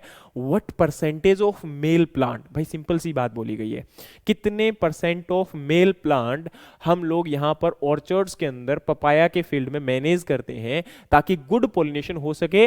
और आपका वहां पर किसके अंदर डायोसियस वेराइटीज होती है। डायोसियस वेराइटी वो होती है इसमें मेल प्लांट अलग होता है, फीमेल प्लांट अलग होता है। अब आपको पता है जैसे यहां पर एक मेल प्लांट है तो इससे तो पोलन ही स्प्रेड होगा और बाकी हमारा प्रोडक्शन फ्रूट किस पे आएगा? वो फीमेल पे आएगा। तो नंबर ऑफ फीमेल प्लांट ज्यादा होने चाहिए, ये बात तो आपको क्लियर है। और ये रेशियो हमारा कितना होता है? 10:1 का होता है, ये भी आप लोगों को क्लियर है। तो यहां पर आपका मेल ये है, फीमेल ये है, तो 1/10 इंटू 100 अगर हम बात करें तो कितना हो गया? 10% हो गया। तो मेल प्लेंटी आपका पूछा था तो वर्क परसेंटेज की बात हो रही थी, तो यहां पर 10% आपका होगा। ठीक है, तो जो भी इसके अंदर, अब देखो यहां अगर हम बात करें तो 5, 10, 15, 20 ये नहीं था, सॉरी 10 ये यहां पर आएगा, तो 10% इसका क्या है? आपका राइट आंसर जाएगा। ठीक है, तो इसके अंदर ये चीज समझना जरूरी है कि हमारा आंसर यहां पर क्या होगा। ठीक है, तो इसको इस प्रकार से क्वेश्चन जो अगेन होते हैं, वही बात है कि इनमें भी कंफ्यूजन होती है। क्यों होती है? क्योंकि हम लोगों ने 10:1 पढ़ा होता है, वो फिर परसेंटेज, तो इसमें कोई दिक्कत नहीं है। अगर थोड़ा सा दिमाग आप लोग लगाओगे तो आंसर आपका आराम से हो जाएगा। फैक्ट ही पूछा था, कोई बड़ी कहानी नहीं पूछी थी। What is the term that measure that actual amount of water vapour in the air compare to total amount of vapour that can exit in the air is a current temperature. Simple सी बात है भाई, आपका यहां पर water vapour को air के respect में पूछा है कितना परसेंटेज है, तो वो क्या होता है? रिलेटिव ह्यूमिडिटी तो होती है, रिलेटिव ह्यूमिडिटी की डेफिनेशन पूछी है। ठीक है, तो अगेन आप लोग यहां पर weather.gov इस वेबसाइट के ऊपर जाकर चेक कर सकते हो। फिर हमारा अगला है which type of nutrient are iron, manganese, copper, sulphur, boron and chlorine classified as. तो जो आपके यहाँ पर आयरन, मैग्नीज, कॉपर, बोरॉन इनकी बात करते हैं तो किस प्रकार के होते हैं? एंजाइम एक्टिवेटर होते हैं, ग्रोथ एंड डेवलपमेंट होते हैं, बायो मास फॉर्मेशन के लिए होते हैं, एलिमेंट फॉर एंजाइम एक्टिवेटर के लिए होते हैं, एनर्जी ट्रांसफर के लिए होते हैं। तो इनको हम एंजाइम एक्टिवेटर बोलते हैं और ये आपका ऑलरेडी बहुत बार करवाया हुआ है, आप लोग देख सकते हो। बेसिक स्ट्रक्चर एलिमेंट जो होते हैं वो कार्बन, हाइड्रोजन, ऑक्सीजन है। एनर्जी ट्रांसफर, फॉर्मेशन और आपके स्टोरेज के लिए होते हैं, एनपीएस होते हैं। चार्ज बैलेंस, रेगुलेटर, कैरियर के काम कौन करते हैं? आपका पोटेशियम, कैल्शियम और मैग्नीशियम करता है। कैटलिस्ट और एक्टिवेटर का काम ये करते हैं जो मैंने अभी बताया। और आयरन और manganese available in reduce zone. भाई आपके इनको हम लोग रिड्यूस जोन में अप्लाई इसलिए करते हैं कि आपका इनका अवेलेबिलिटी रहे वहां पर। ठीक है, मतलब ज्यादातर रिड्यूस जोन में अवेलेबल होते हैं क्योंकि वहां पर ऑक्सीजन की अवेलेबिलिटी कम होती है और ज्यादातर उन कंडीशंस में इनका अवेलेबिलिटी आपको देखने को मिल जाता है। फिर है which of the following system are used in the seedless grape variety that provide the better support and space compare to bower system. तो इसमें अगर हम बात करें तो ये टेलीफोन सिस्टम हमारा राइट आंसर आ जाता है और इसमें आपका हेड सिस्टम जो है या बोवर सिस्टम है, बोवर का ही एडवांस क्या होता है इसके अंदर आपका टी ट्रेलिस या टेलीफोन सिस्टम होता है। आप लोग इसको देख सकते हो। ठीक है, यहाँ पर क्या है ये आपका डायरेक्टली हैंडबुक ऑफ एग्रीकल्चर में भी मेंशन किया गया है और हैंडबुक ऑफ एग्रीकल्चर जो जिस्ट है एग्रीमेंटर के द्वारा उसमें भी मेंशन किया गया है। ठीक है, तो ये यहाँ पर आप लोग पढ़ सकते हो। ठीक है, अच्छे से। और ये क्या है? This type of training system best for the wine making varieties. ठीक है, मॉडिफाइड है किसका? बोवर सिस्टम का। तो ऑब्वियस सी बात है बोवर सिस्टम से बैटरी होंगे ये आपका। ठीक है, फिर है what are the food that are developed through the genetic engineering process और are not developed through the genetic engineering but are prepared using other tool of biotechnology.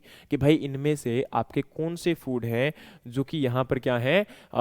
Which are developed through the genetic engineering process और are not developed through the genetic engineering but are prepared using the other tool of biotechnology. ठीक है, तो कौन से होंगे इसके अंदर? तो यहाँ पर आपका बायोफोर्टिफाइड फ्रूट बोलते हैं हम लोग इनके अंदर। क्या बोला गया इसके अंदर? कि developed through the genetic engineering, हम इनको जेनेटिक इंजीनियरिंग प्रोसेस जो कन्वेंशनल ब्रीडिंग मेथड है उसको फॉलो करते हैं, और are not developed through the genetic engineering but are prepared using the tool of biotechnology. तो इसमें बायोटेक्नोलॉजी को हम लोग फॉलो कर सकते हैं। तो इसमें अगर हम बात करें तो बायो फोर्टिफाइड फ्रूट का एग्जाम्पल देखो, यहां पर अगर हम गोल्डन राइस की बात करते हैं तो ये आपका क्या है, जेनेटिक इंजीनियरिंग से डेवलप हुआ है, ठीक है। और अगर हम बात करते हैं यहाँ पर आपका जैसे जो आजकल बायोफोर्टिफाइड वैरायटीज आती हैं राइस की जो भी है, उनको हम लोग बात करें तो वो जेनेटिक इंजीनियरिंग प्रोसेस के थ्रू उनको डेवलप नहीं किया जाता। अब अगर हम बात करते हैं बट ये बायोटेक्नोलॉजी को इसमें फॉलो किया गया है ना, तो यहां आपका ये जो बायोफोर्टिफाइड फूड होते हैं इनके अंदर न्यूट्रिशन वैल्यू को इंक्रीज किया जाता है।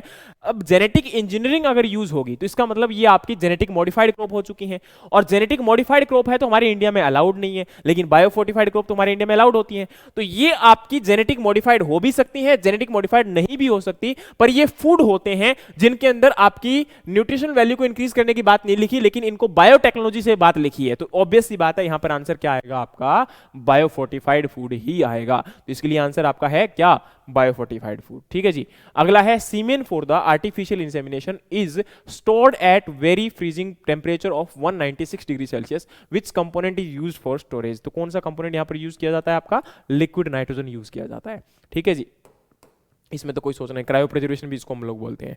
अगला है the lignin and polysaccharide mixture which is left undigested in the stomach of animal is called as. भाई लिग्निन या जो पॉलीसैकेराइड है जो आपके एनिमल्स के स्टोमक के अंदर अनडाइजेस्टेड फॉर्म में रह जाता है वो कौन सा है, तो आपका ग्लिसरॉल है, क्रूड प्रोटीन है, या प्रोस्टेलेंडिन है, या फिर आपका ट्राइग्लाइसराइड है, या फिर क्रूड फाइबर है, या क्रूड प्रोटीन। तो ये आपका आंसर क्या आएगा, क्रूड प्रोटीन आएगा, ठीक है। अगला है the phenomena by which heterozygous individual phenotypically distinguishable from the homozygous type is called as genetic recombination, incomplete dominance। तो ये तो आपका incomplete domination की डेफिनेशन है, इसको तो आप लोग याद कर ही लोगे, ठीक है। नेक्स्ट हम बात करें, ये डेफिनेशन यहां पर दी गई है, पढ़ लीजिएगा। अगला है which city in is home for the ICR central institute of agriculture engineering. तो भोपाल, इसमें भी आपको सोचने की जरूरत नहीं है। तो ये हमारे 60 क्वेश्चन थे जिनको मैंने डिस्कस किया।